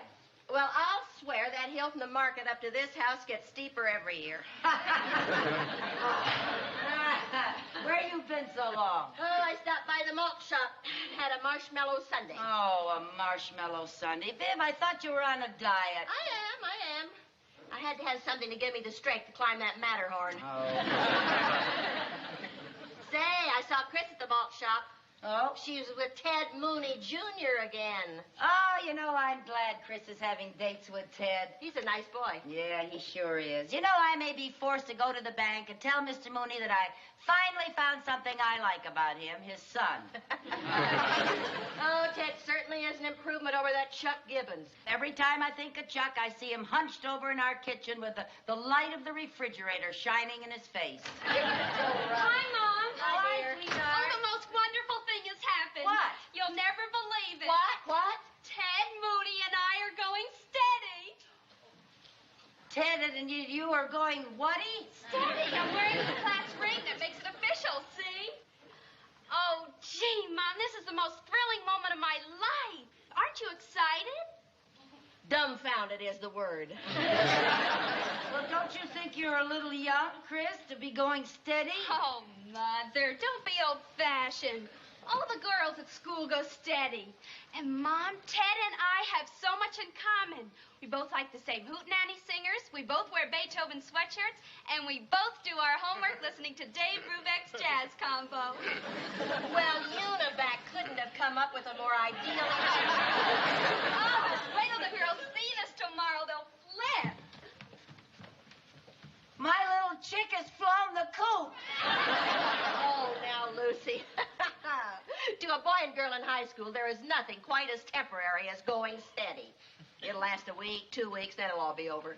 But well, what if it isn't? They go steady, and then they get engaged, and then they get married, and the next thing you know, I'm too young to be a grandmother. Oh, girl. I just can't believe it. Chris going steady. Oh, now, Lucy, I think you're taking this thing much too seriously. They're just kids. It's puppy love. Puppy love. That was a ring he gave her, not a dog biscuit. Listen, I'm going over and talk to Mr. Mooney. This is his problem, too. Now, Mrs. Carmichael, maybe we're getting excited about nothing. A lot of Ted's friends go steady. Doesn't mean a thing. Why, a week from now, Ted and Chris may change their minds and go steady with somebody else. Well, suppose they don't change their minds. Suppose they keep on going steady, and then they get engaged, and then they get married. Married? You mean you and I might be related? That's right. We have got to do something brash. Like, we'll forbid them to ever see each other again. Right. Yeah. We'll forbid them to see each other again. That... Oh, wait a minute. Wait a minute. We may be going at this all wrong. What do you mean? Well, you know how teenagers are. They resent parental authority. The minute you tell them not to do something, that's just what they're going to do. Point well taken. Then how should we go about nipping this thing in the bud? Reverse psychology. That's what we'll use. How? Well, we'll encourage them. We'll tell them we think it's wonderful that they're going steady. And if they care so much about each other, maybe they ought to get married. But we don't want them to get married. Oh, I know that. But don't you see, when we tell them to get married, they'll feel that they're in so deep, they'll get scared and call the whole thing off. Are you sure that's the way teenagers think? I'm positive. Weren't you ever a teenager? Well, of course. What do you think? Well, I thought maybe one day they opened the bank vault and out you pop. Full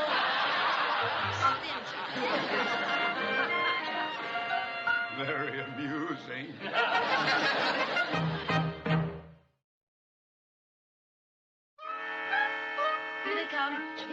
Now remember, go in the kitchen and call Mr. Mooney and get ready to go into your act. Yes, okay, all right. Hurry up now. Don't forget.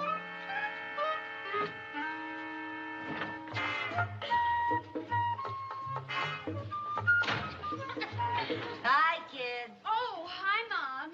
Hi, Mrs. Carmichael. Well, now, don't you be bashful in front of me.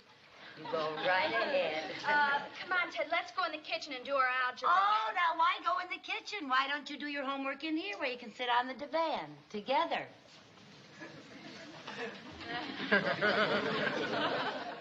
Oh, come now. Closer. After all, you're going steady. That's it. My, what a lovely couple. Go ahead, do your studying.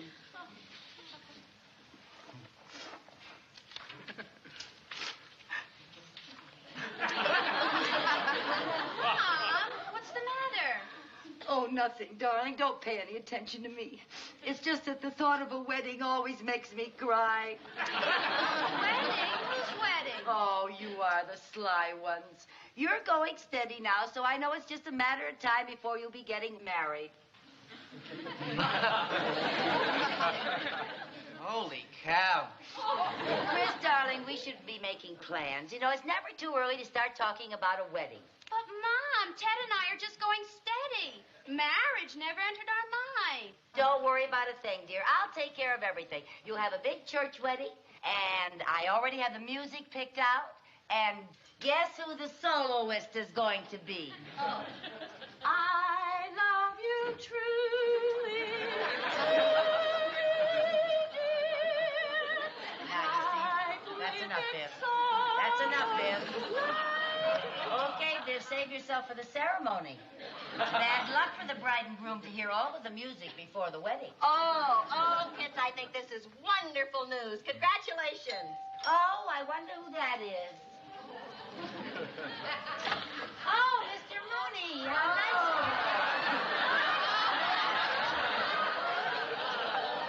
you. Well, I always say if you're going to have a big wedding, do it in style. Oh, what a marvelous idea. A formal wedding. Yeah. Let's have it in June so we can have it out in the garden. A Yeah. garden wedding. We'll invite the entire town. Oh, that's entire town and all of that. That's Dad. their wedding. Yeah, and I'll have a bride. Dad. Yes, my boy. Dad, I've got to talk to you. I know what you're going to say, and don't worry about it. Everybody gets nervous. I even had some doubts myself before the ceremony. So did I. I had my doubts after this ceremony. Hey, Dad, this whole thing of getting married is a pretty big surprise to me. Well, it came as a surprise to me, too, but the more I thought about it, the better I liked it. Just think, in no time at all, you'll be presenting me with my first grandchild. Holy cow! Oh, say, I just thought of something, Viv. Maybe Chris could wear my wedding dress. What do you think? I think she could. Just a few alterations here and there. Yeah, huh? it's in a box in the garage. Let's go out and look for it. All right. Mr. Mooney, how would you like to come with us? I'm sure the kids have a lot to talk about. Oh,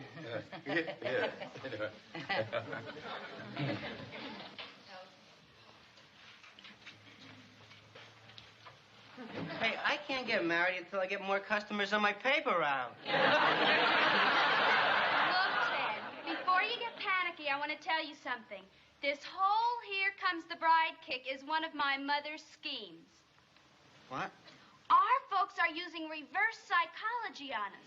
They don't like our going steady, so they're acting like they want us to get married. Well, they don't want us to get married. No. Say, maybe we should use some reverse psychology. What do you mean? Well, we'll pretend that we like the idea of getting married and give them a good scare. Now, do what I do. Yeah, I think it'll work very well, yeah. Chris, I think you'll be a perfect dream in my wedding gown. Well, how are the bride and groom to be getting along? Oh, fine, Mr. Mooney. And we decided not to go steady anymore. Oh. Yes, we really weren't that serious, but after hearing all about the big wedding, we decided we would get married. Yeah, you see, married? Oh, we knew you'd be pleased, Mom, and we've got you to thank for the whole idea.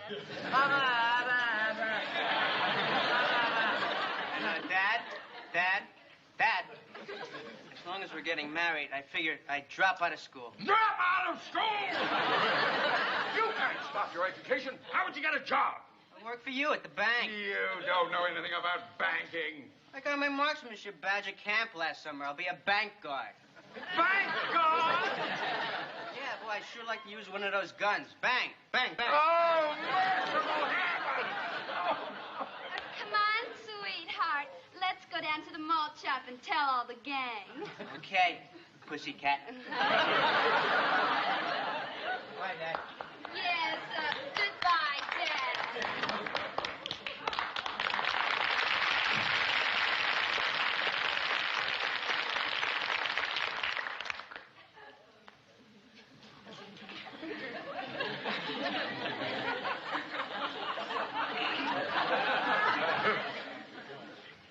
And now I would like to say a few words to the pussycat's mother. Well, now, Mr. Mooney, I'm sure that we'll be able to talk them out of this some way, but just as a matter of curiosity, how much is a bank guard's take-home pay?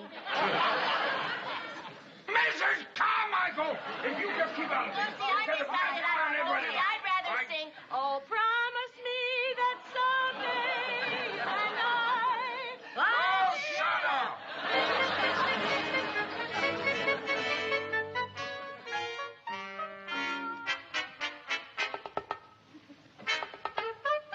Oh, Mom. Yes, dear? I'm going over to Cynthia's house. Oh, honey, anything you want to tell me before you go? No, I don't think so. Oh. Well, have fun. Okay, bye-bye. Bye.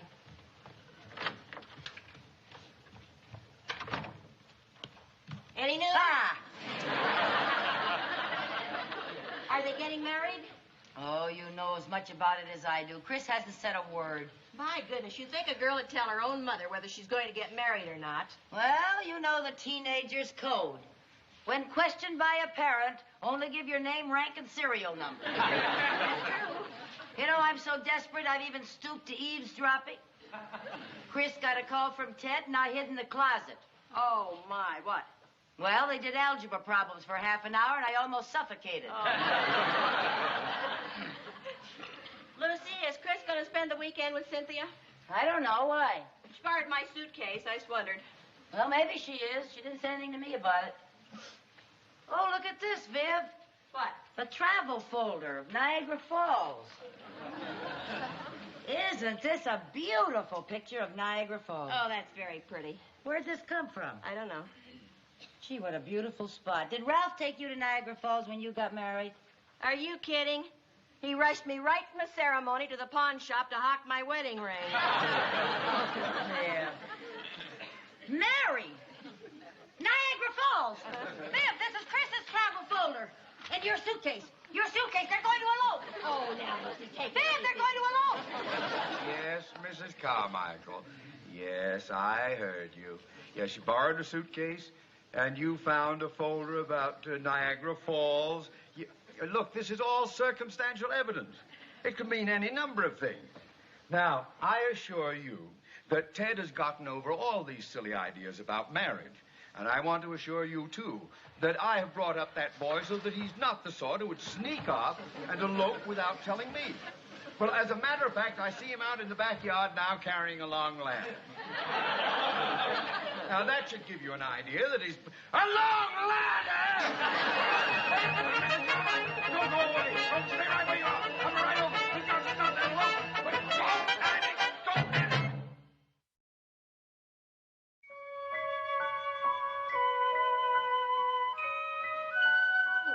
Okay, Mr. Mooney, come on.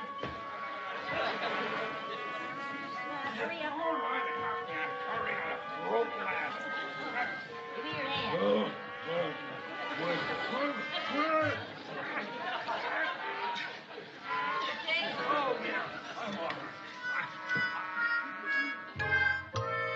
what charming decor. What is this, early Huckleberry Finn? Well, what do you expect from two little boys? Oh, my, it's cold up here. Sure. What's the matter? Why did they build the ceiling so low? Oh, because they built it for little boys. This is their clubhouse. We're not supposed to be up here. Then why are we here? Oh, I already told you, Mr. Mooney, this is the perfect lookout post. Now, they can't possibly elope without us seeing them. Now, look, right over there. That's Chris's window on the second floor, see? Uh-huh. And right there is the back door. Yeah. Right there is the side door. Uh-huh. And this is the road that Ted has to use to drive over here. Well, I still say we should have locked them in their rooms till they came to their senses. Well, that is really the wrong psychology. Oh, I'm getting awfully tired of hearing you use that word. You make me wish that Freud had never been born.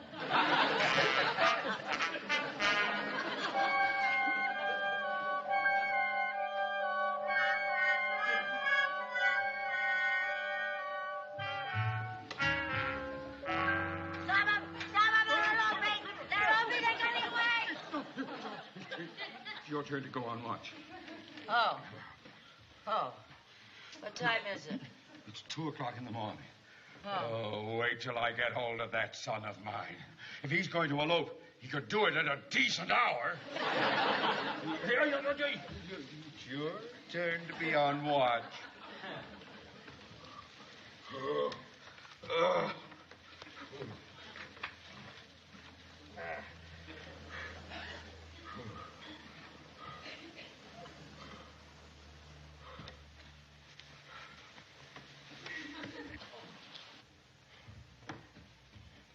Mr. Mooney, would you stay awake and keep me company? No.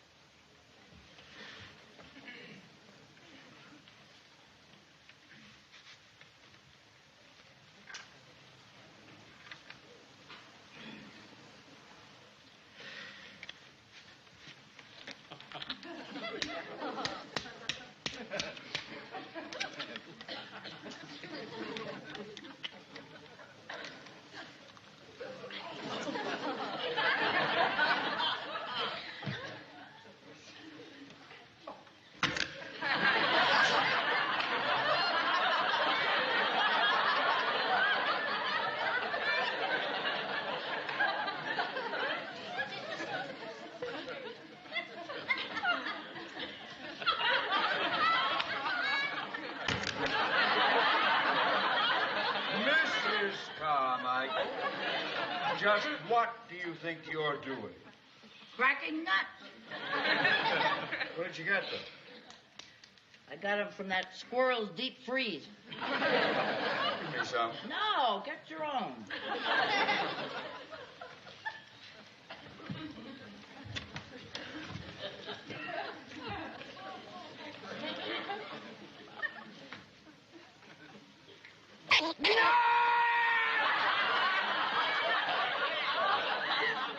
Why didn't you tell me the squirrel was still in there?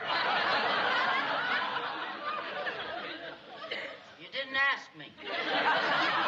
Oh. Oh, look, Mr. Mooney, a little star peeking through that patch of clouds. Starlight, star bright, first star I see tonight. I wish I may, I wish I might have the wish I wish tonight. Don't you want to make a wish, Mr. Mooney? I already did. But you're still here. Yeah, all right. You're still on watch.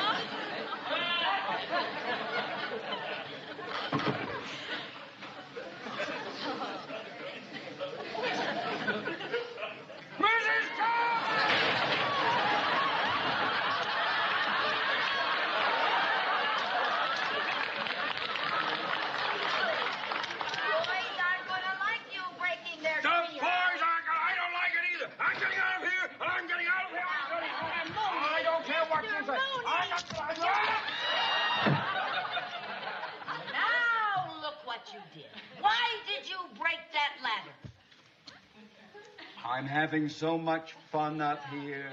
I didn't want it ever to end. Well, I guess you're just going to have to shinny down that tree and get that ladder. Mrs. Carmichael, bank presidents don't shinny. All right, we'll simply have to wait here till morning, till somebody sees us and comes up and gets us. Oh, swell, swell.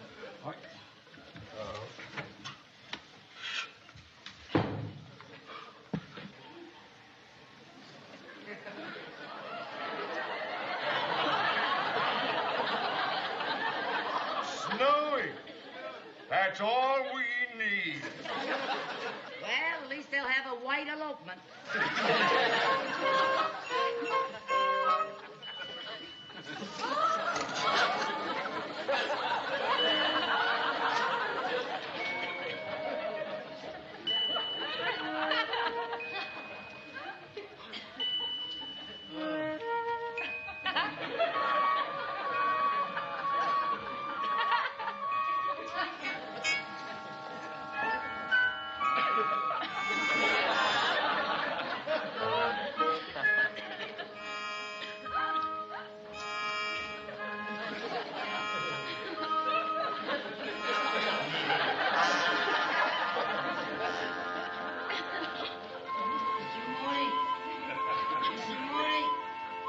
Mr. Mooney.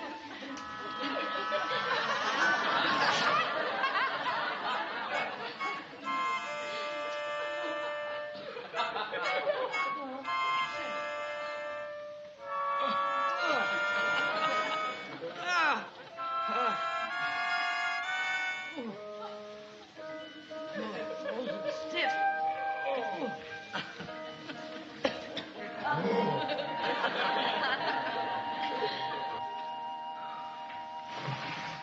Mom, what are you doing up in the treehouse?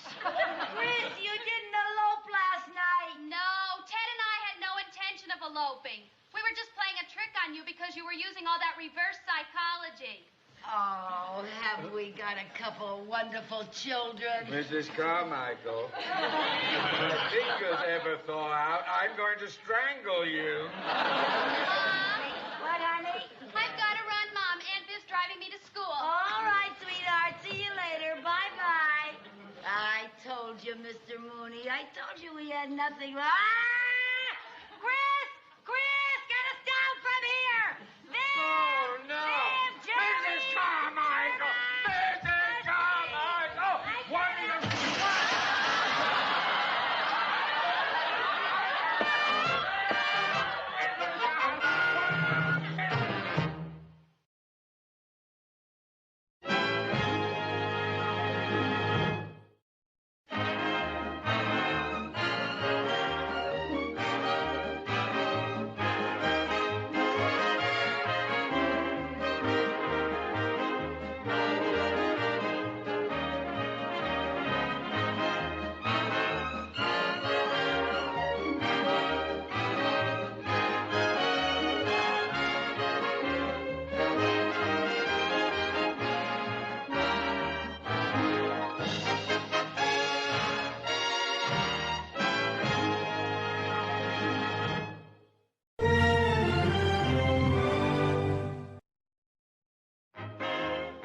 The Lucy Show, starring Lucille Ball.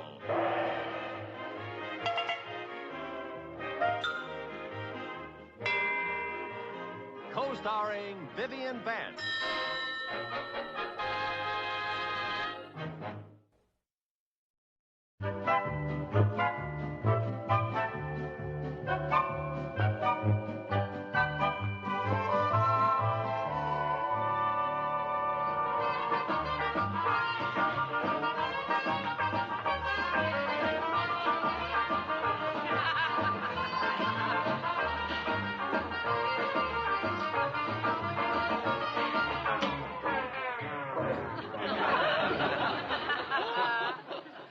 Is that anything to be doing in broad daylight?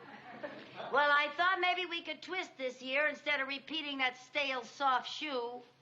What are you talking about?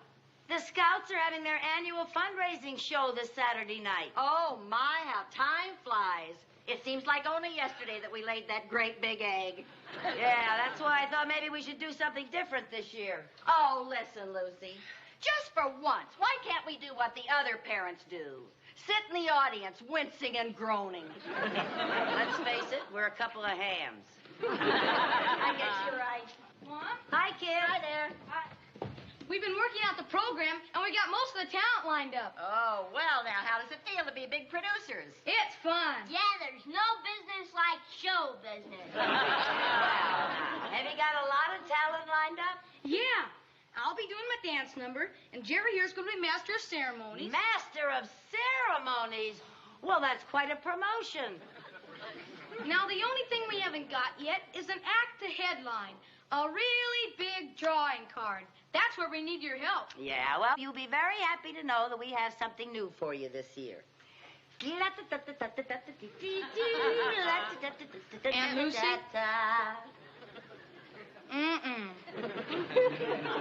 Well, okay, I guess I better stick with the old soft shoe. Lucy, maybe we could do a Charleston.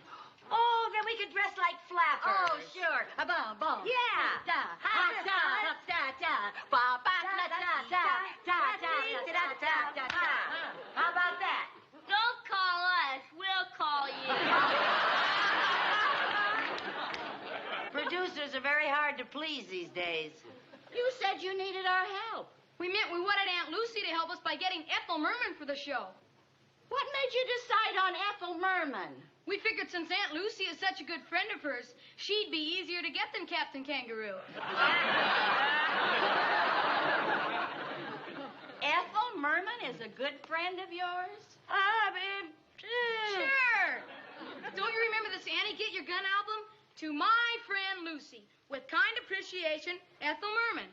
Oh, well, it might be kind of hard for me to get Ethel on such short notice. You know how busy celebrities are. But, Mom, you told me you were her very best friend, and there's nothing in the world she wouldn't do for you.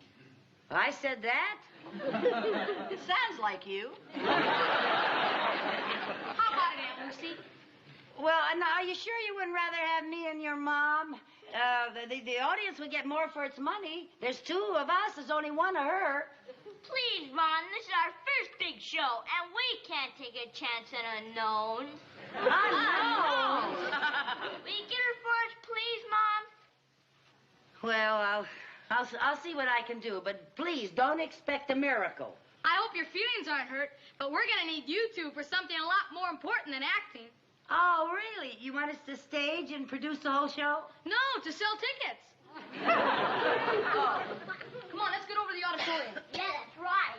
Oh, boy. Well, Lucy, what do you hear from your old pal, the Merm? Well, now, I did meet her. Oh, sure. Where? In Rudy's record store while she was autographing these albums. When? 17 years ago. And she singled you out of the crowd for her undying friendship. Well, not exactly, but I was only 8 people away from her, and when I passed my money up to her and she passed my album back to me, she gave me a very sweet smile. Oh, well, if you gave me $5.95, I'd give you the sweetest smile you ever saw. Well, I better give her a call right now. Call her? She won't remember you. Why not? I remember her. For heaven's sake. Well, what am I going to do? I don't want the boys to know I was fibbing. I promised to help them out. The best way you can help them out is to sell tickets. Oh. Come on now. Let's get dressed and go down and see Mr. Mooney and ask him if he'll let a couple of unknowns sell tickets in his bank. Oh, all right. Ethel Merman is your best friend. Well, now, I didn't say I know you're not.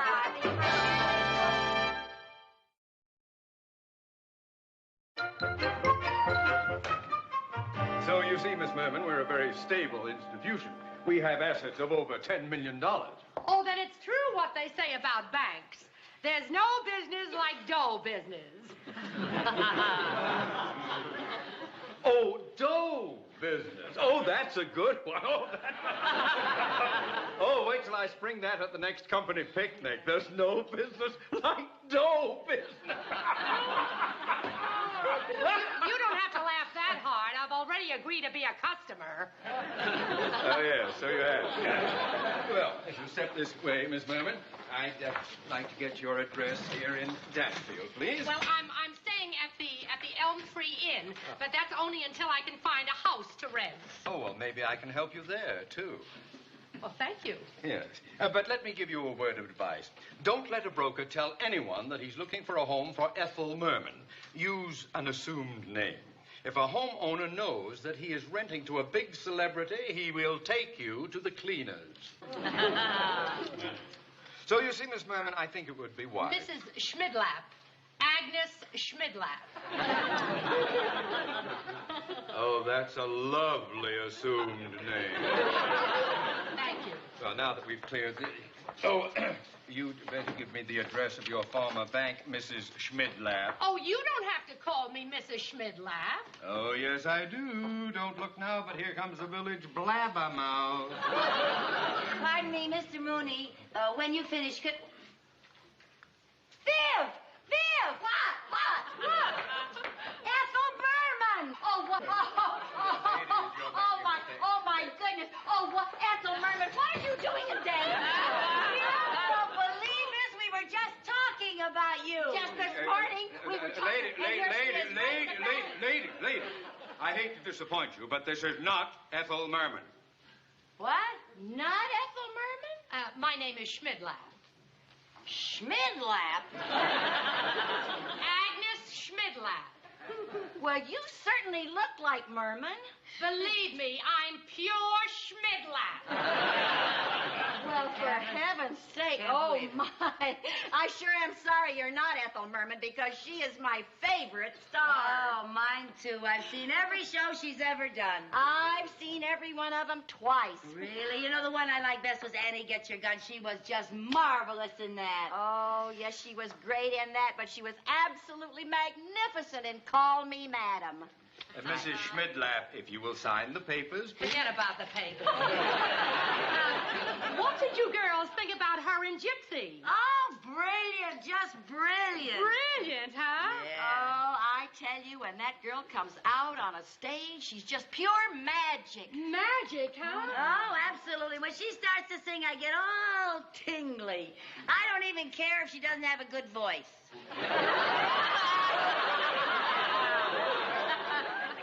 Let's sign those papers now. It's amazing how much she looks like Ethel Merman. Oh, I want to tell you, she sure fooled me. Gee. Hey, Viv. Uh-huh. Listen, if she fooled us, she would certainly fool Jerry and Sherman, right? What are you getting at? Maybe I could get her to drop by the house and introduce her to the boys as my dear friend Ethel Merman. And then when they ask her if she can be in their show, she can say that she's terribly sorry. She's too busy. You know, that way I'll save face with the kids, and then you and I can step into the show as headliners, and everybody wins. Everybody but the people in the audience. Oh, stop. Now, Lucy, what makes you think that Agnes Schmidlap would go through all that bother? You're a total stranger. Oh, now, don't worry, Viv. I know how we can reach her. We? All right, how I can reach her. Okay, now, while you're trying to reach Mrs. Schmidlap, I'll reach Mr. Mooney about helping us with the tickets. Well, I think that takes care of everything, Mrs. Schmidlap. Thank you. You sure do look like her. Pardon me. Could I talk to you for a minute? Honey, how would you like to make $5? Well, now, it may not sound like a lot, but all you have to do is come to my house and pretend to be Ethel Merman for 5 minutes. That's $1 a minute. I'll bet Merman herself doesn't make that much. Oh, I'm sorry, but Now, I get... Look, Mrs. Schmidlap, are you a mother? Well, of course, but what's that Well, got then to do... you'll understand. Now, you see, I'm in a spot. Ethel Merman once autographed an album for me, and, well, I told my little boy, Jerry, that she was a very dear friend of mine. And now he's putting on a show, and he wants me to get my dear old pal, Ethel Merman, to appear. Say, you are in a jam. Yes, I am. So will you help me out? All you have to do is say that you're too busy to do the show. It's just that I can't let my little boy know that I was fibbing, you know. Oh, I understand. I once told my daughter that my best friend was Mary Martin. Oh, boy. Oh, you really told one, didn't you? Well, will you do it? Why, of course. After all, $5 is $5. You ready, Viv?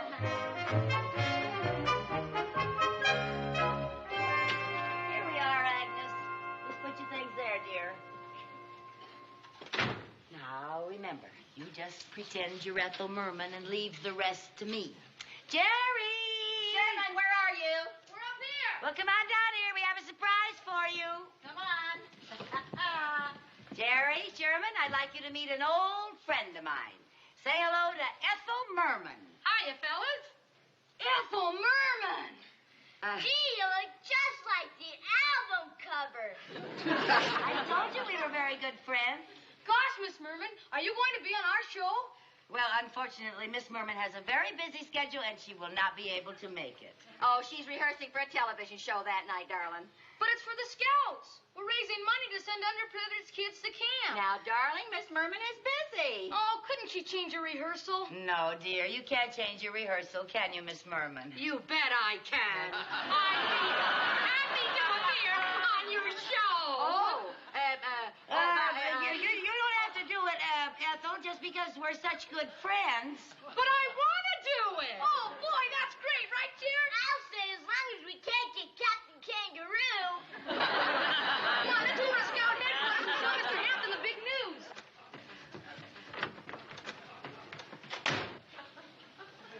Mrs. Schmidlap. Just what do you think you're doing? Well, you didn't tell me it was for underprivileged kids. It's for a great cause, and I want to help. Well, if you want to help, why are you fouling up the show? Those kids think they're going to get Ethel Merman, and they're not getting Ethel Merman. Do you know that I'm really surprised? You look like such a decent sort. Now, wait a minute. Maybe we could fool everybody. I look like her. Maybe I could sound like her. Oh, come now. Well, maybe I could. Oh, come on. Look, Agnes, just because a couple of people happen to think that you look like Ethel Merman, don't get carried away. Sing like her. Hey, Viv. Maybe we could get away with it. Oh, are you kidding? No, now listen. I certainly don't want to have to tell those boys that she's a fake. No? Now listen. We could let her do one song at the end of the show. You know, and if the crowd gets ugly, we could sort of hustle her out the back door. And I could have you waiting in the car with a motor running. It's worth a try. Hey, can you sing at all? A little. All right, now listen. The boys are having a rehearsal tomorrow, right here at 3 o'clock. I want you here at 2. I'll be here. Okay.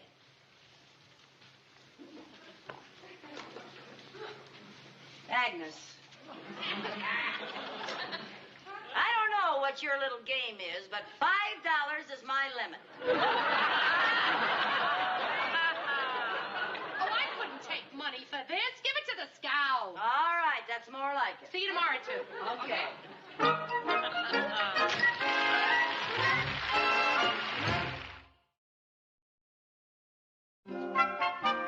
Hello, Agnes. Oh, well, here I am. It's 2 o'clock. Good girl. Let me take your coat. Sure. Well, I suppose you're wondering why I asked you to come an hour early. I'm dying to know. I'm going to teach you to sing like Ethel Merman. In 1 hour? Why not? All you have to do is sing loud and sound nasal. I got rhythm, I got rhythm, I got rhythm. Who can ask for anything more? That's the way Ethel Merman sings? Sure, haven't you ever watched her in a Broadway musical? Would you believe it? I never have. Boy, are you a hick. Well, I have seen her in the movie. Well, good for you. Now, come on, let's get started. Now, first, I'm going to give you a simple little warm-up exercise. Now, listen to this, and remember, nasal, nasal, nasal. Think nasal. All right, now. La la la la la la la la la. Try that. La la la la la la la la. Agnes, you got a nose. Sing through it.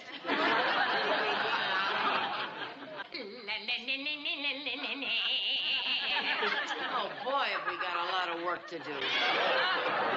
Haven't you ever had any singing lessons? Never. I believe it. Have you? How'd you think I learned to sing like this? I'm sure it wasn't easy. I happen to take lessons from the famous Dr. Gitterman. Who? You have never heard of Dr. Gitterman of the Danfield Academy of Voice? No. But what do you expect from a hick? Okay, let's get started. Now, look, Agnes. Working in front of an audience, you must have proper volume. You must be able to project in a theater. This is very important. A lot of performers don't understand this. All right, now, Dr. Gitterman has a wonderful exercise to develop volume in the voice. Now, I want you to say, oh, do that. Oh. All right. Ah,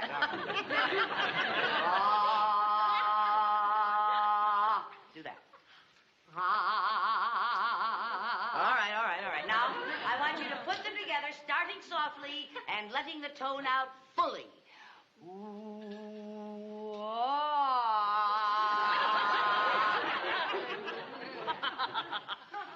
Ooh, ah.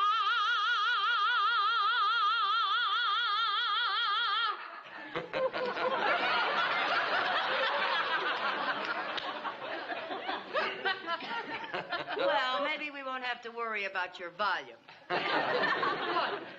Now, I want to work on your tonal quality. I want you to repeat after me. Ah-ooh-ga. Ah-ooh-ga. Do that. Ah-ooh-ga. Ah-ooh-ga. Now, let's do a few of those. Ah-ooh-ga. Project. Ah-ooh-ga. Ah-ooh-ga. Ah-ooh-ga. Auga! Hey, hold your hats, kids. We're going around a corner. Whee! Auga! Auga!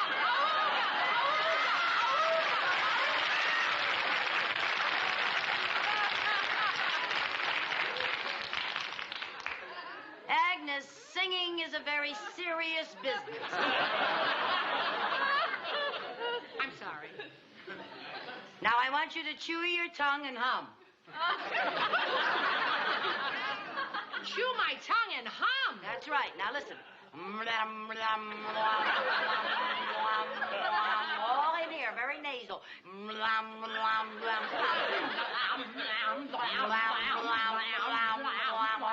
right. Now, listen to me very carefully. I want you to chew your tongue and hum and think of your voice as an umbrella. Now, do this with me.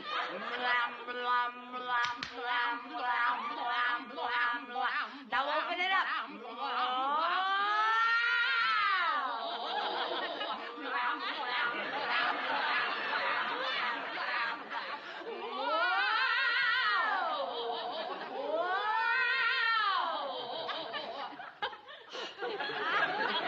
I had no idea singing was this tough. You bet. It took years of practice to get my voice where it is today. But don't feel too bad, Agnes. Some of us have it, and some of us don't. Well, maybe with a little practice, I'll get lucky. Well, maybe. We got a lot of work to do. That's Lucy, all I know. Lucy.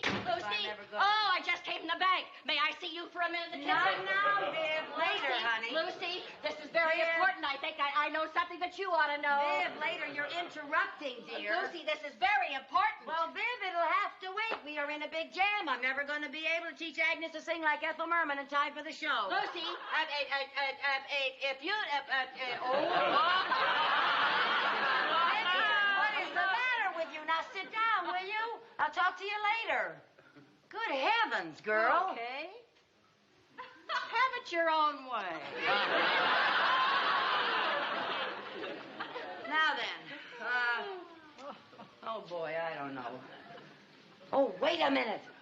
Why didn't I think of this before? You know what we're going to do? We're going to play one of Merman's records backstage while you stand in front of the curtain and mouth the words.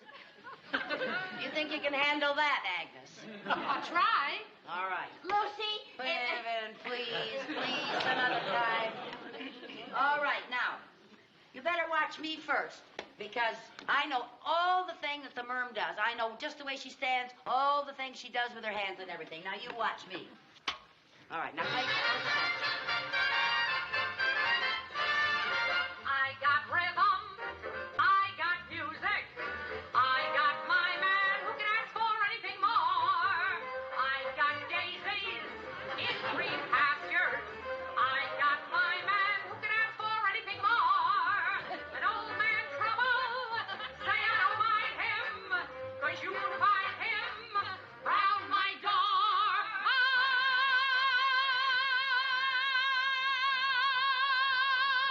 Who could ask for anything more? Who could ask for anything more?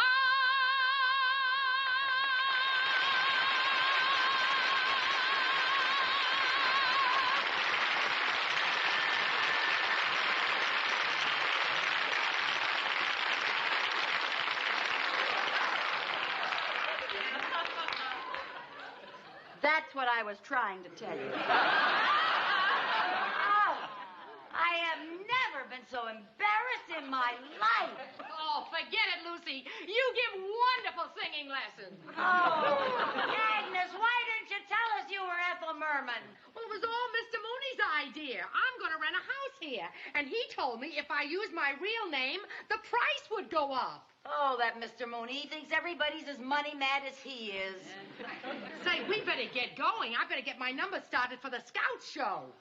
You mean you're still going to be in the show? Well, if it's good enough for Agnes Schmidlap, it's good enough for me. Thank you. Thank you. Ethel, this is going to be the nicest thing that ever happened to the Scout. Oh, it sure is. Who's that? Oh, Mrs. Carmichael. Oh, may I speak to Mrs. Schmidlap for a few minutes, please? You can drop that Schmidlap routine.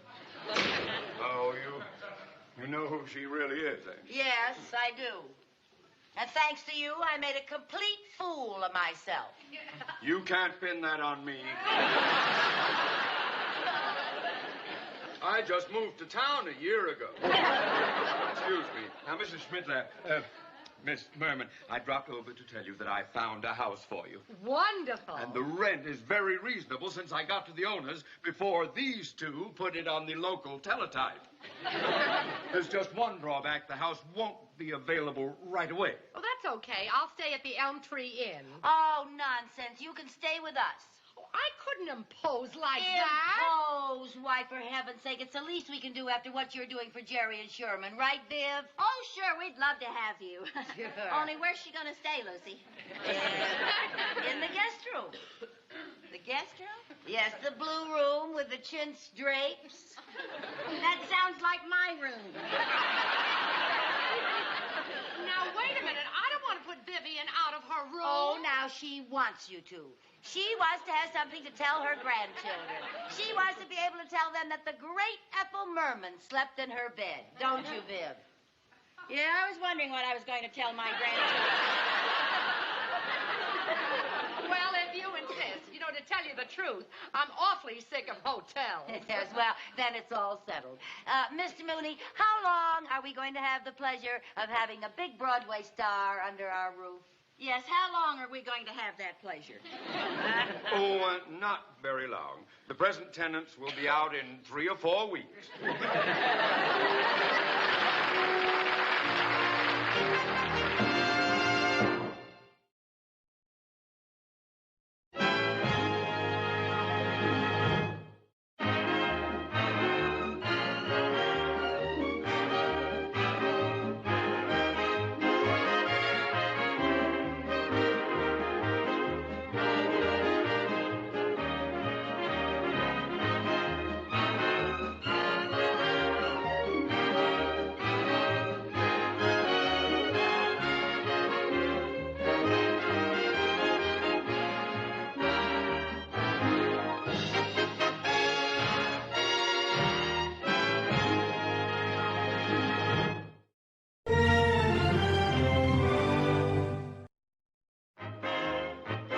Lucy Show, starring Lucille Ball.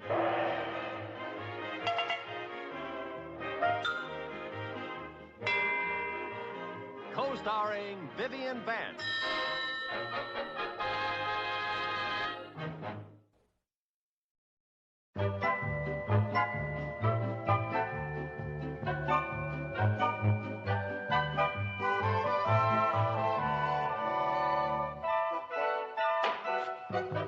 Honestly, I think this is probably the most humiliating experience of my life. Our very own sons are producing the Boy Scout show, and what am I? A wardrobe mistress.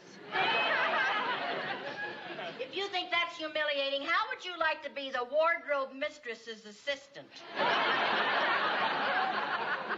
Well, the whole thing is just incredible. You and I, the stars of last year's show, not even on the program this year. Who would believe it?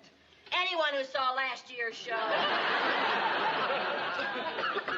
You know what burns me up? Just because Ethel Merman is in the show, everybody in Danfield auditioned. And who were the first two to audition? That well-known team of Lucille Carmichael and Vivian Bagley. Well, that's different. We've got talent. You know what really burns me up is the way Ethel decided who would be in the show. She drew the names out of a hat. It was all fair and square. Well, she sure picked a rotten time to be fair and square. Oh, for heaven's sake, Lucy, give me that jacket. Nothing's been right since she moved in here. I'm just getting a little bit tired of the high-handed way that she... Oh, Ethel, darling. Hi, Lucy. Hi. Listen, I want to ask your opinion about something. Oh, what? Well, the Scoutmaster has an idea that I should sing Red, Red Robin, and the Cub Scouts could be in costume and then do a little dance around me while I sing. Jerry, Sherman, come on down. Come on. Oh, look at that. Well, come on now, let's get set now. Get your feathers up, all right? Ready? All right, here we go. When the red, red robin comes bob, bob, bobbing along, along, there'll be no more sobbing when he starts robbing his old sweet song. It's corny, but cute. I want to ask your opinion. Yeah, oh, I know. You want to know if I think the number will play? No, I want to know if you can make 24 Robin costumes by Saturday. Oh, well, I don't know. 24 costumes in 3 days. That's 8 Robins a day. Well, I'm not asking you to do it all by hand. What if I get you a sewing machine? Would that help any? Why not? That's the spirit that I like. Most people would be grumbling because they're not out there in front of the footlights. But all you think of is the good of the show. Yeah, that's about all I think of. Just the good of the show. Well, boys, you're the producers. Is the number in? I think it's good. I think we'll stop the show. Okay, then the number is in. Now go on upstairs and take off your costumes. We have to go over to the auditorium. Okay, Miss Merman. Okay, Miss Merman. We'll hurry, Miss Merman. Okay, Miss Merman. Thank you, Miss Merman. Okay, Miss Merman.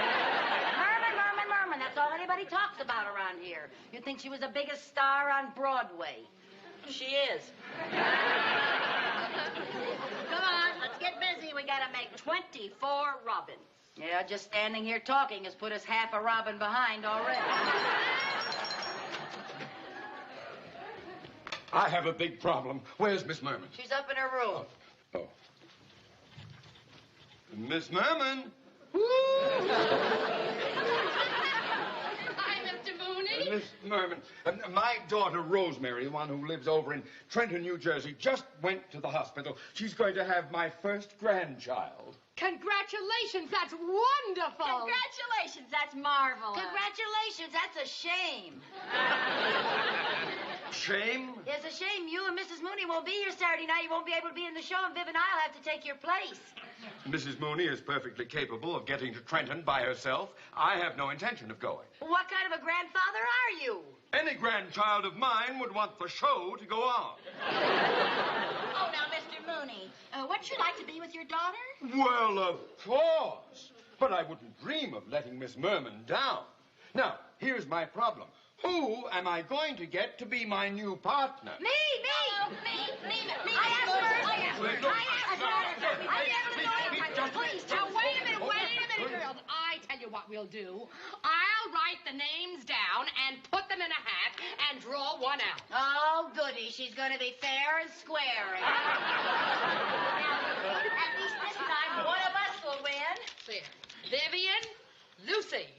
And the winner is... Vivian!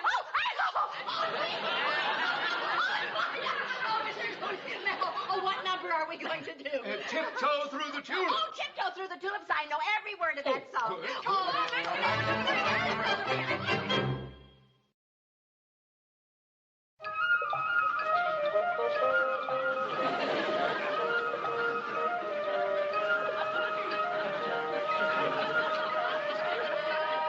Oh, Lucy, the rehearsal was simply marvelous, darling. Is my costume pressed yet? No, I've been a little busy with my fine feathered friends. Why, Lucy, you only have 5 robins finished. I know, and I'm lucky to have those done on this old wreck. You'd better hurry. I know. I gotta get this relic back to the Betsy Ross Museum. Now, Lucy, that machine isn't that old. It isn't. When I looked at the bobbin, it was full of red, white, and blue thread. Say, Viv, by any chance, did anybody drop out of the show today, for sickness or anything? Oh, no. We're a very healthy little company. Oh, I'm very glad to hear that. Oh, Lucy, we're having our dress rehearsal tonight. So do my costume right away. I'll do it as soon as I sweep the chimney, wicked stepsister.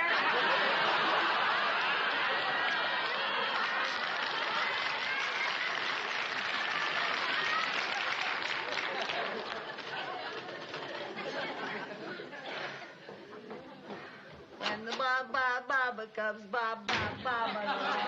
Hi, Lucy. How are the robin costumes coming along? Oh, fine, except that I'm running out of beaks. Oh, don't worry. We'll get you some more. Say, the rehearsal went great. Everybody's raving about your costumes. Thank you.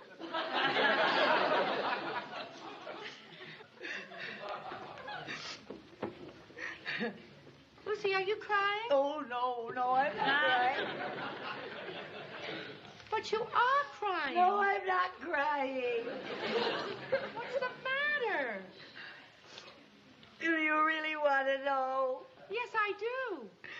Well, you see, Ethel, all my life I've wanted to be in show business. Really? Yes, really. When I found out that you were going to be in the show, I knew that the show would be wonderful, and I wanted to be in it more than anything else in the world. Oh, I didn't know that. Yeah, I wanted to be a performer. But instead of that, what am I? I'm an assembly line for birds. Oh, I feel like a big monster. No, you mustn't blame yourself, Ethel. No, it's all my fault. No, Yes, it was my dumb idea to put the names in a hat. Well, you were just trying to be fair and square. You see, all my life I've just wanted to be discovered. I've always wanted to see my name up in lights.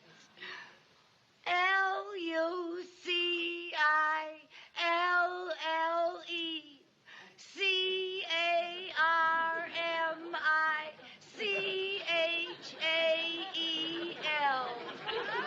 Oh, kid, when you get to Broadway, you got to get a shorter name. Oh, well, I guess I shouldn't cry about it. After all, show business isn't the only thing in the world. It isn't? Yes, it is. What's going on down here? What are you two crying about? Oh, Lucy had her name in lights, and I pulled out the plug. Lucille had her name in lights? Oh, shut up. Hey, I have an idea. I know how Lucy could be in the show. How? Well, the show is too long to add anything, so you know what I'm going to do? What? I'm going to cut one of my songs, and you can go on instead. Oh, Ethel. Lucille wouldn't let you cut one of your songs just so she could be in the show. Would you, Lucy? Well... Lucy.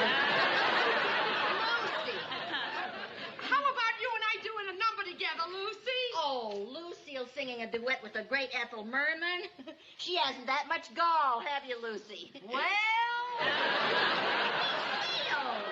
what duet could we do, Ethel? Oh, now, wait just a minute. If she's going to sing with you, so am I. You've got a number to do with Mr. Mooney. Oh, he can just tiptoe through those tulips by himself.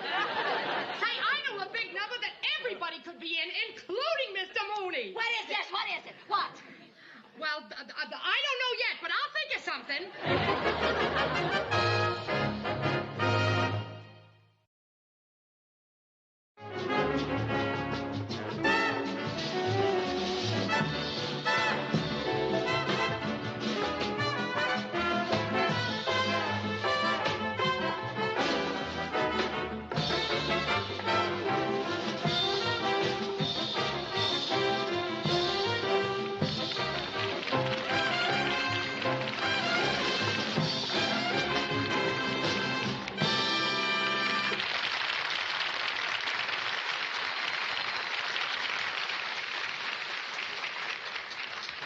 Thank you, Sherman Bagley. You were sensational. In just a moment, we'll bring you our big production number. But first, if there are 3 flies in the kitchen, which one is the cowboy? The one on the range. Well, so much for humor. And now for our spectacular production number. No business like show business, like no business I know. Everything about it is appealing. Everything the traffic will allow. Nowhere could you get that happy feeling when you are stealing that extra bow. There's no business like show business. That's perfectly true. And so tonight, we want to present show business through the years, starting with the granddaddy of them all, vaudeville. Now, in those days, every bill had a dog act, acrobats, a singer who played a banjo, and, of course, a juggler.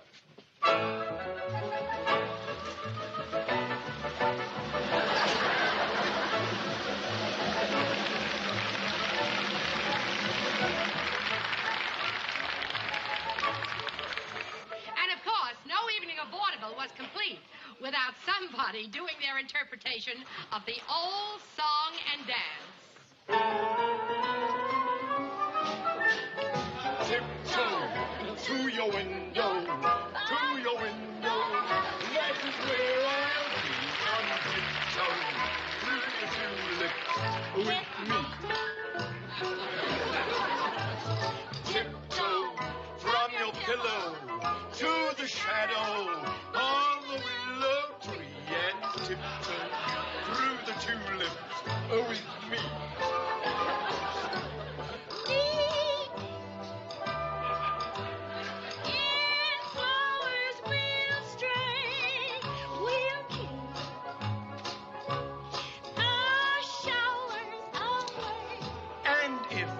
Kiss you in the garden, in the moonlight. Will you pardon me and tiptoe through the tulips with me?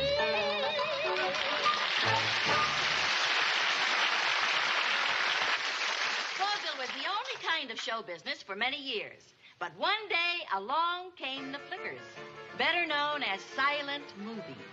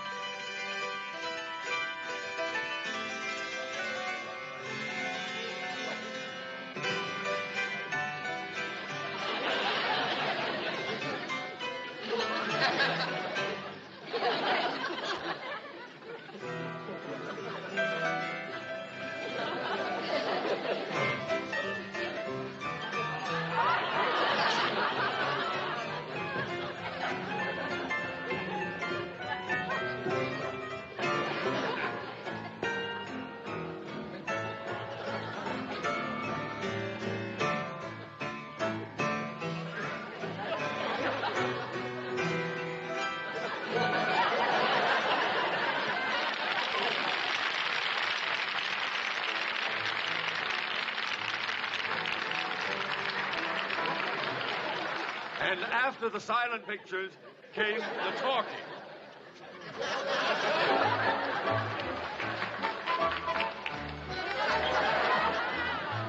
a good ship, lollipop, little wee trip to a candy shop where fun runs free.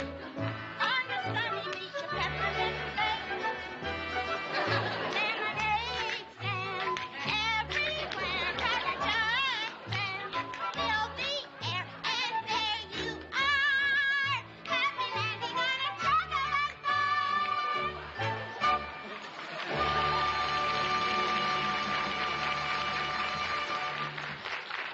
Meanwhile, on Broadway, the musical comedy was going strong. The plots weren't much. Boy meets girl, boy loses girl, boy gets girl. But nobody seemed to care because the music was the main thing.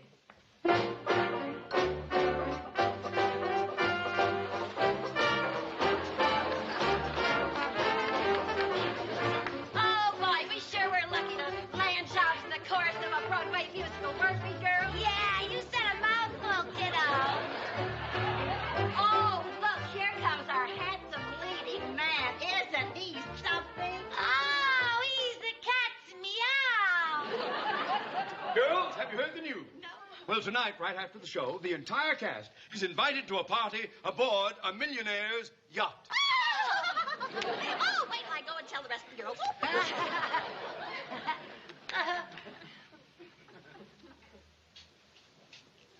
I don't believe I've seen you before. Well, I just joined the show yesterday. You did? Yes, I did. I love you. That's all that I can say.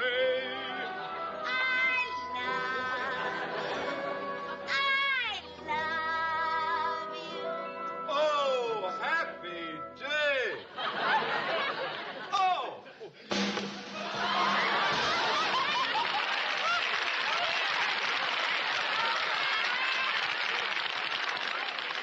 Come along, sweetheart. Who are you?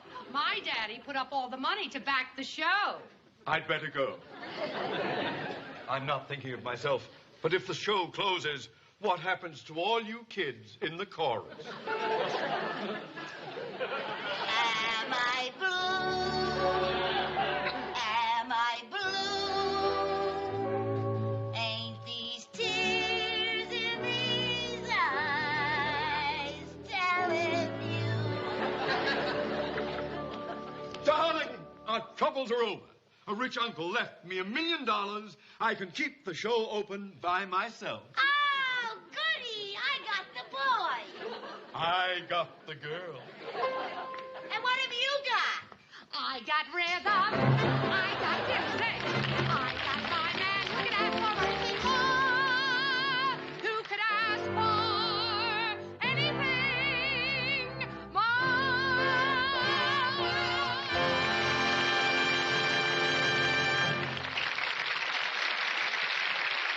Along about this time, people started gathering around and listening to a little box full of tubes and wires. And the big entertainment craze was radio. All right, all right. Round and round she goes. But where she stops, nobody knows.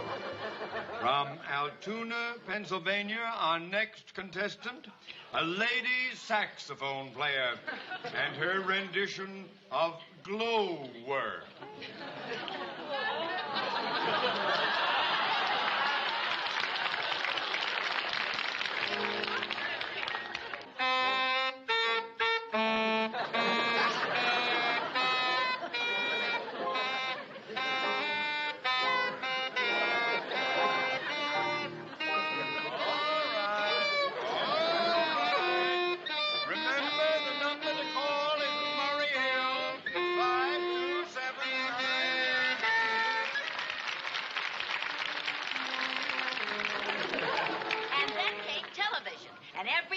started staying home because show business was right in their living room.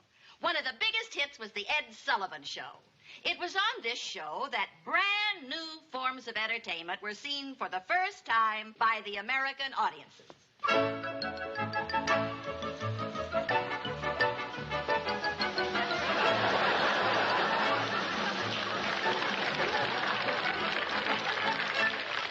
Today, if you're lucky enough to get tickets to a big Broadway hit, say, Gypsy, you would see the curtains part, and standing center stage would be Ethel Merman singing... You'll be swell. You'll be great. Gonna have the whole world on a plate. Start here, start now. Honey, everything's coming up roses. Clear the decks, clear the tracks. You got nothing to...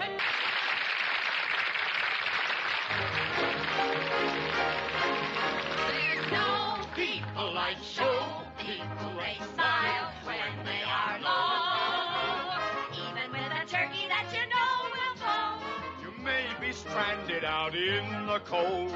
But still you wouldn't change it for a sack of gold. Let's go on with the show. Let's go on with the show.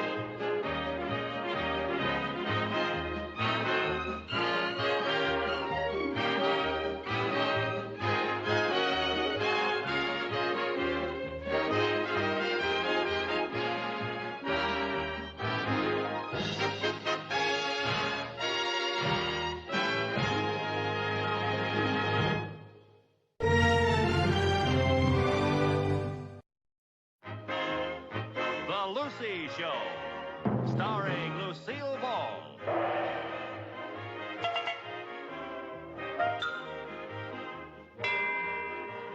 Co-starring Vivian Vance.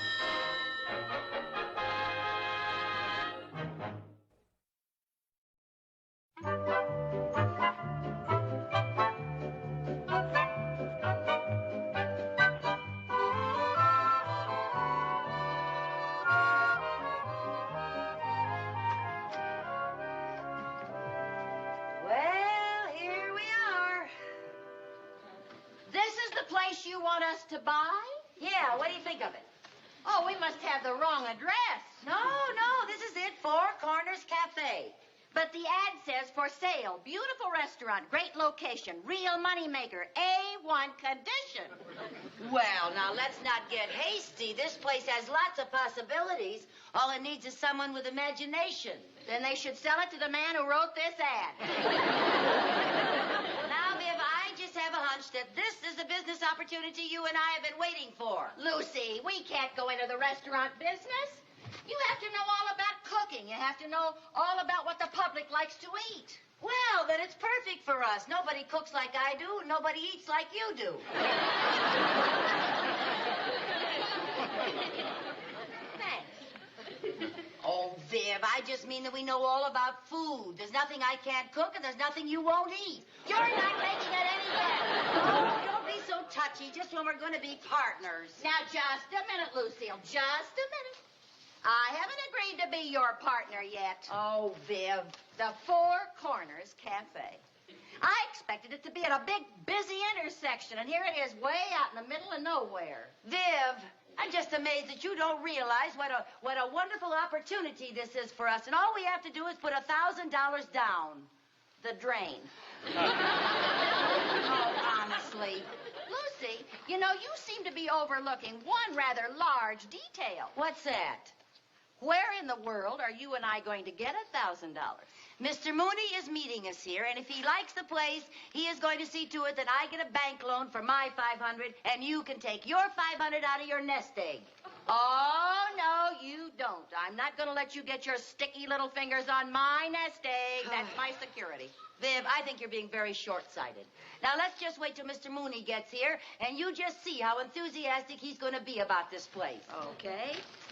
Hello. Hello, ladies. Hello, Mr. Mooney.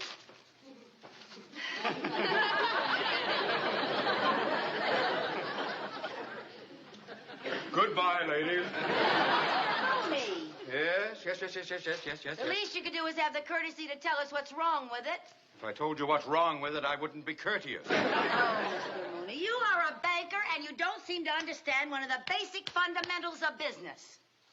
And just what is that? You have to spend money to make money. Then you should be the richest woman in the world. Now, ladies, if you will excuse me, I have to get back to the bath. If my bloodhound hasn't lost the scent...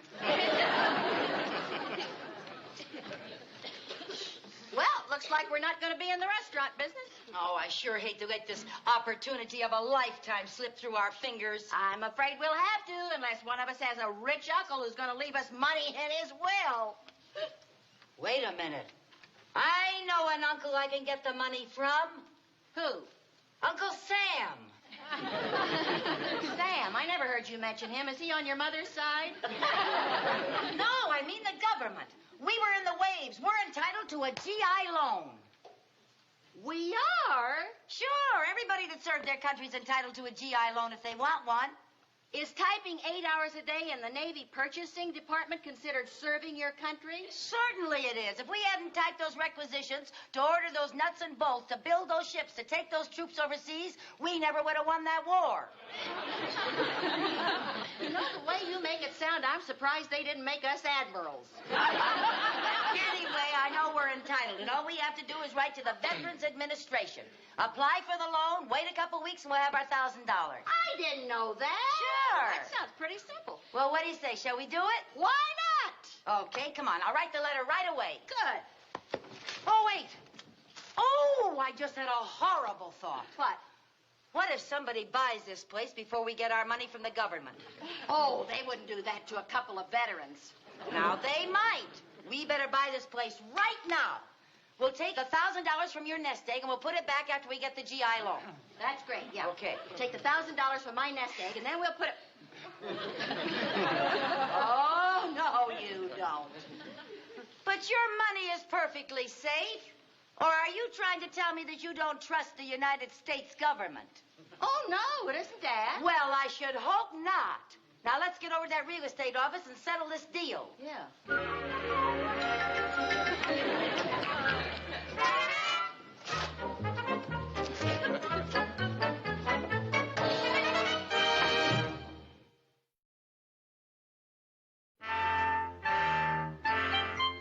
Lucy, here we are in the restaurant business. We haven't had one single customer. Well, now, honey, we have to be patient. After all, we've only been open 5 days. Oh, I should have known better. Well, first few days, folks probably thought we were jammed, so everybody stayed away because they hate crowds.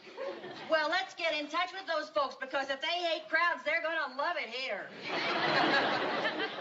You know, Viv, we were very lucky to find a couple like Herbert and Olga. As soon as people taste Olga's wonderful cooking, we'll build a reputation by word of mouth.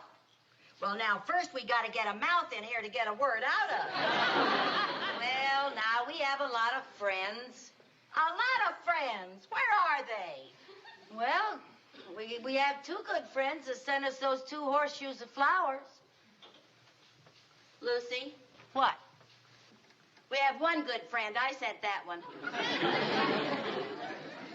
We don't have any good friends. I sent the other one. Wait a minute. Here comes somebody. Yes? Herbert! Olga! Yes? There's a customer coming! Places, everybody! Places! Get behind the cash register! Where are the menus? What did I do with the menus? Oh, here they are. He's getting out of the car. Oh, pooh. What's the matter? He looked at his back tire and drove off.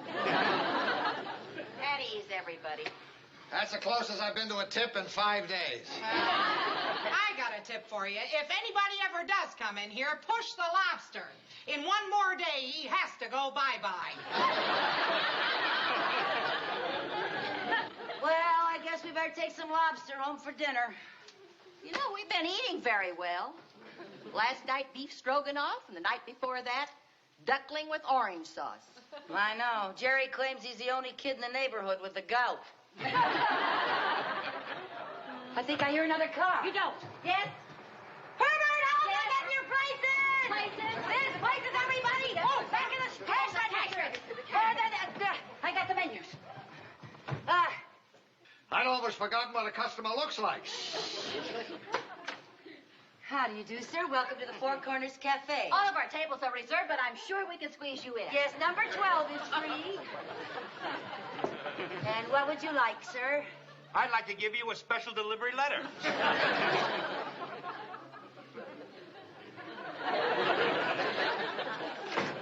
Well, he wasn't a big spender, but he was neat. Look at that napkin. Not a wrinkle. Oh, dear. Oh, cheer up, Viv. This'll cheer you up. This is from the Veterans Administration. Good. Dear Mrs. Carmichael and Mrs. Bagley, regarding your application for a GI loan to go into business, we regret that we... We regret what? What do they regret, Lucy? Well, they regret that they haven't written us sooner and so on and so forth. Yours very truly, John Foley, Jr. What's that so on and so forth Oh, business? you know, usual government red tape. Lucy, do we get the loan or don't we? Well, expiration of benefits is 10 years after date of discharge, plus 1 additional year extension for every 3 months in wartime service. What does that mean? Well, it means our eligibility for a loan ran out last week.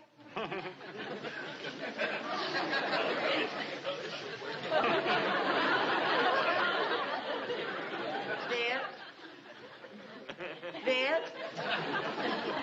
Oh, Viv. Viv, say something. You make me sick. Let's not get nasty over a slight error. A slight error? Thanks to you, I've spent $1,000. And what have I got to show for it? A lobster who's on his last claws. You got a lot more for your money than that. What about the beef stroganoff and the duckling with the orange sauce? Look, Lucy, if I want to spend $1,000 for a meal, I'll rent a couple of togas and fly in Cary Grant for a Roman banquet. Well, you don't have to get huffy.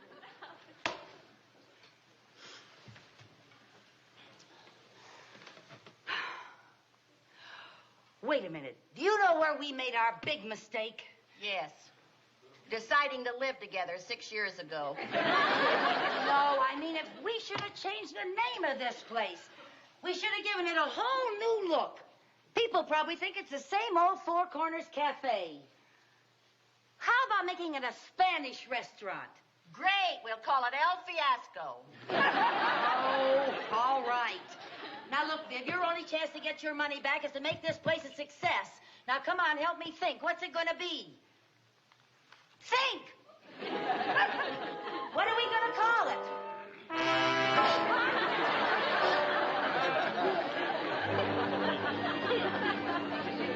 Well, Lucy, that was another brilliant idea of yours. Turning this place into a gypsy tea room. Well, you got to admit it looks cute. Cute it is, but it's been 2 days, and we have still to have our first customer.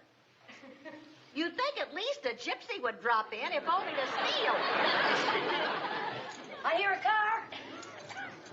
Somebody's coming. They are? Herbert, Olga! Places, everybody! Yes. Places, listen. Remember now, seat the customer and let us know. We'll make our entrance. Herbie, push the Hungarian goulash. The Hungarian goulash.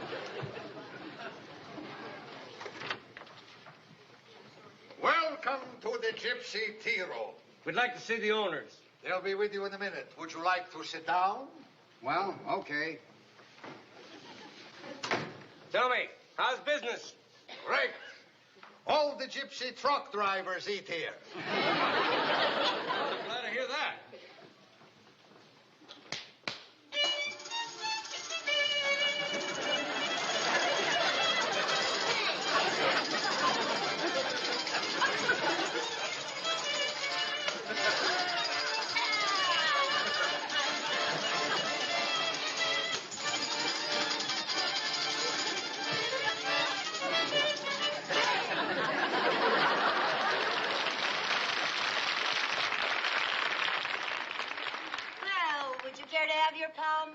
Well, we It just... comes with the dinner. Ah, this is very interesting. According to this line, I see that you are about to come into a very large sum of money.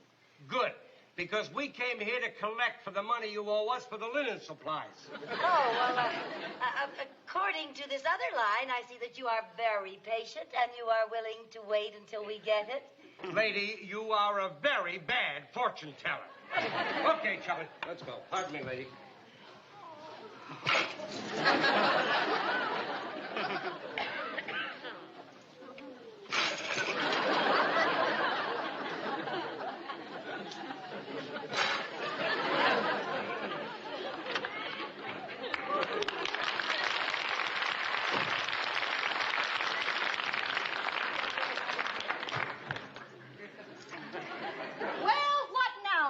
Gypsy sweetheart? How could he do that? It was simple. We didn't pay his bill. I mean, how could he do that without breaking the dishes? Oh, Lucy, for heaven's sake. Well, we might as well board up the place and go into bankruptcy. Now listen, Viv, staying in business is our only chance to get your money back. I'm only thinking of you. Oh, thanks a heap. I guess I just overestimated the gypsy craze. I'll say you did. You're lucky I'm not a real gypsy, or I'd put a curse on you. Well, we'll just have to think of some other decor. Oh, Hey, I know. People in this part of the country just love anything that's early American. We'll make this into the Colonial Inn. Hey, Viv, we'll put muskets up here, pewter mugs and powder horns and things all over the wall, and we'll dress in costumes of the period. We'll dress as George and Martha Washington. The way my luck is running, I've got a pretty good idea who gets to be George. No, Viv, dear, because you've had a few little setbacks, you get to be Martha. You're all heart.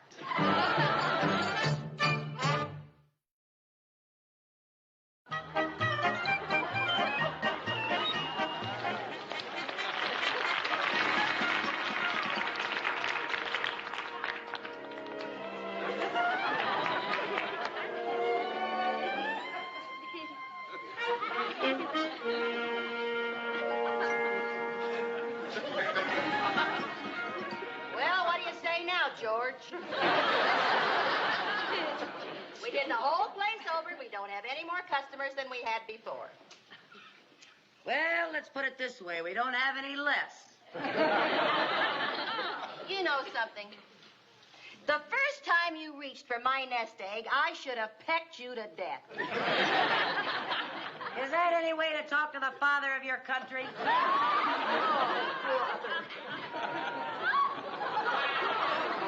We'd like to talk to you, General Washington. What about? So far, we haven't seen 1 cent of our salary. We'd like our mustering out pay. Now, if you'll just give me a little more time. Now, look. Do you have the money or don't you? And we want the truth. Well, in this get-up, I could hardly tell a lie. Okay. We quit. Oh, can't you just stay a little longer? We're bound to get a customer soon. Well, if you do, push the Yankee pot roast.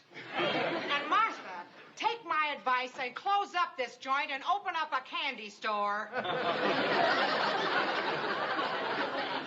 You know, I didn't think things could get any worse, but I was wrong. Not only do we have no customers, now we have no waiter and no cook. I don't think they're allowed to leave like that. That constitutes desertion. Oh, give up, General. We're finished. Oh, no, we're not. There's a car pulling up. And a lot of people are getting out. Probably some more bill collectors. Bill collectors don't bring their dates. Dates? Viv, there's a man out there who writes a society column for the Danfield Tribune. Yes? If we can impress him, we got it made. Oh, boy. Places are ready. Wait a minute. We can't do that. We can't impress him. We don't have a cook or a waiter. Well, you get out there and cook. All right. Oh, I don't know how to be a restaurant cook. Oh, all right. I'll cook and you wait on table. I don't know how to be a waiter. Well, what do you know how to do? I know how to throw away $1,000. Get out there now. This is important. Now, go on. Cook.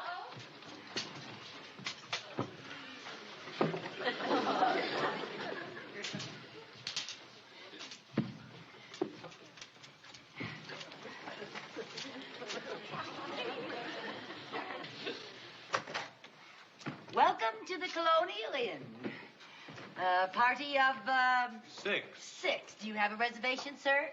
No. Well, we can always accommodate you, Mr. Dutton. This way, please.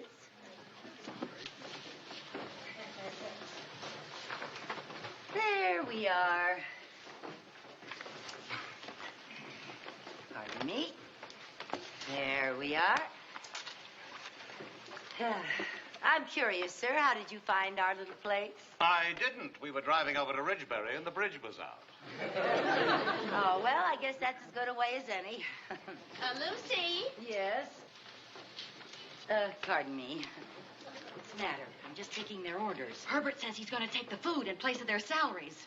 They can't do that. That's what I told them. Well, go back and tell them again. Have you decided what you want to order? What do you recommend? Well, Yankee pot roast. No, I had pot roast for lunch. Oh. Well, everything is good. A lot of people in town just love our roast turkey. Sounds good to me. 1 roast turkey. We'll have the turkey, too. 2. That sounds good to me. 3. Why don't you just bring us 6 turkey 6 roast turkeys. Now you have choice of soup, salad, and dessert.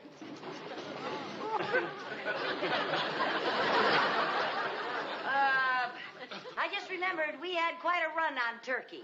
How about some delicious baked ham? Oh, all right. We're in a hurry. I guess ham will be fine. Why don't you make it 6 ham dinners? 6 ham dinners. You still have a choice of soup, salad, and dessert.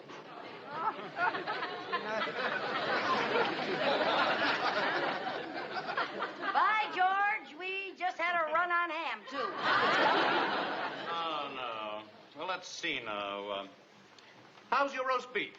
Oh, it's delicious. But we're out of it. What do you have? Yankee pot roast. Oh, all right. Yankee pot roast for all of us. 6 Yankee pot roasts and 6 nice salads. Yes, sir. Viv, dear, 6 Yankee pot roasts and 6 nice salads. Waitress, while we're waiting, we'd like some wine. Some wine, sir. Oh, of course. And because you've been so patient, it's on the house. Well, thank you.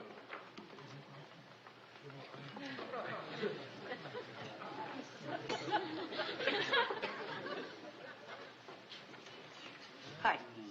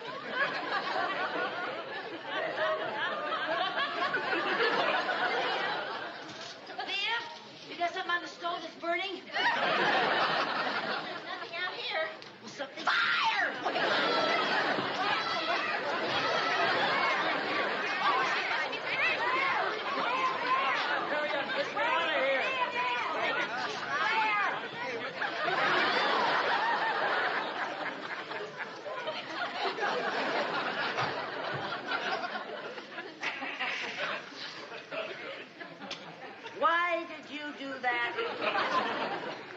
I thought I was doing you a favor. You just lost us the only customers we've ever had. Or ever will have, probably. What are you crying about? It was $5,000.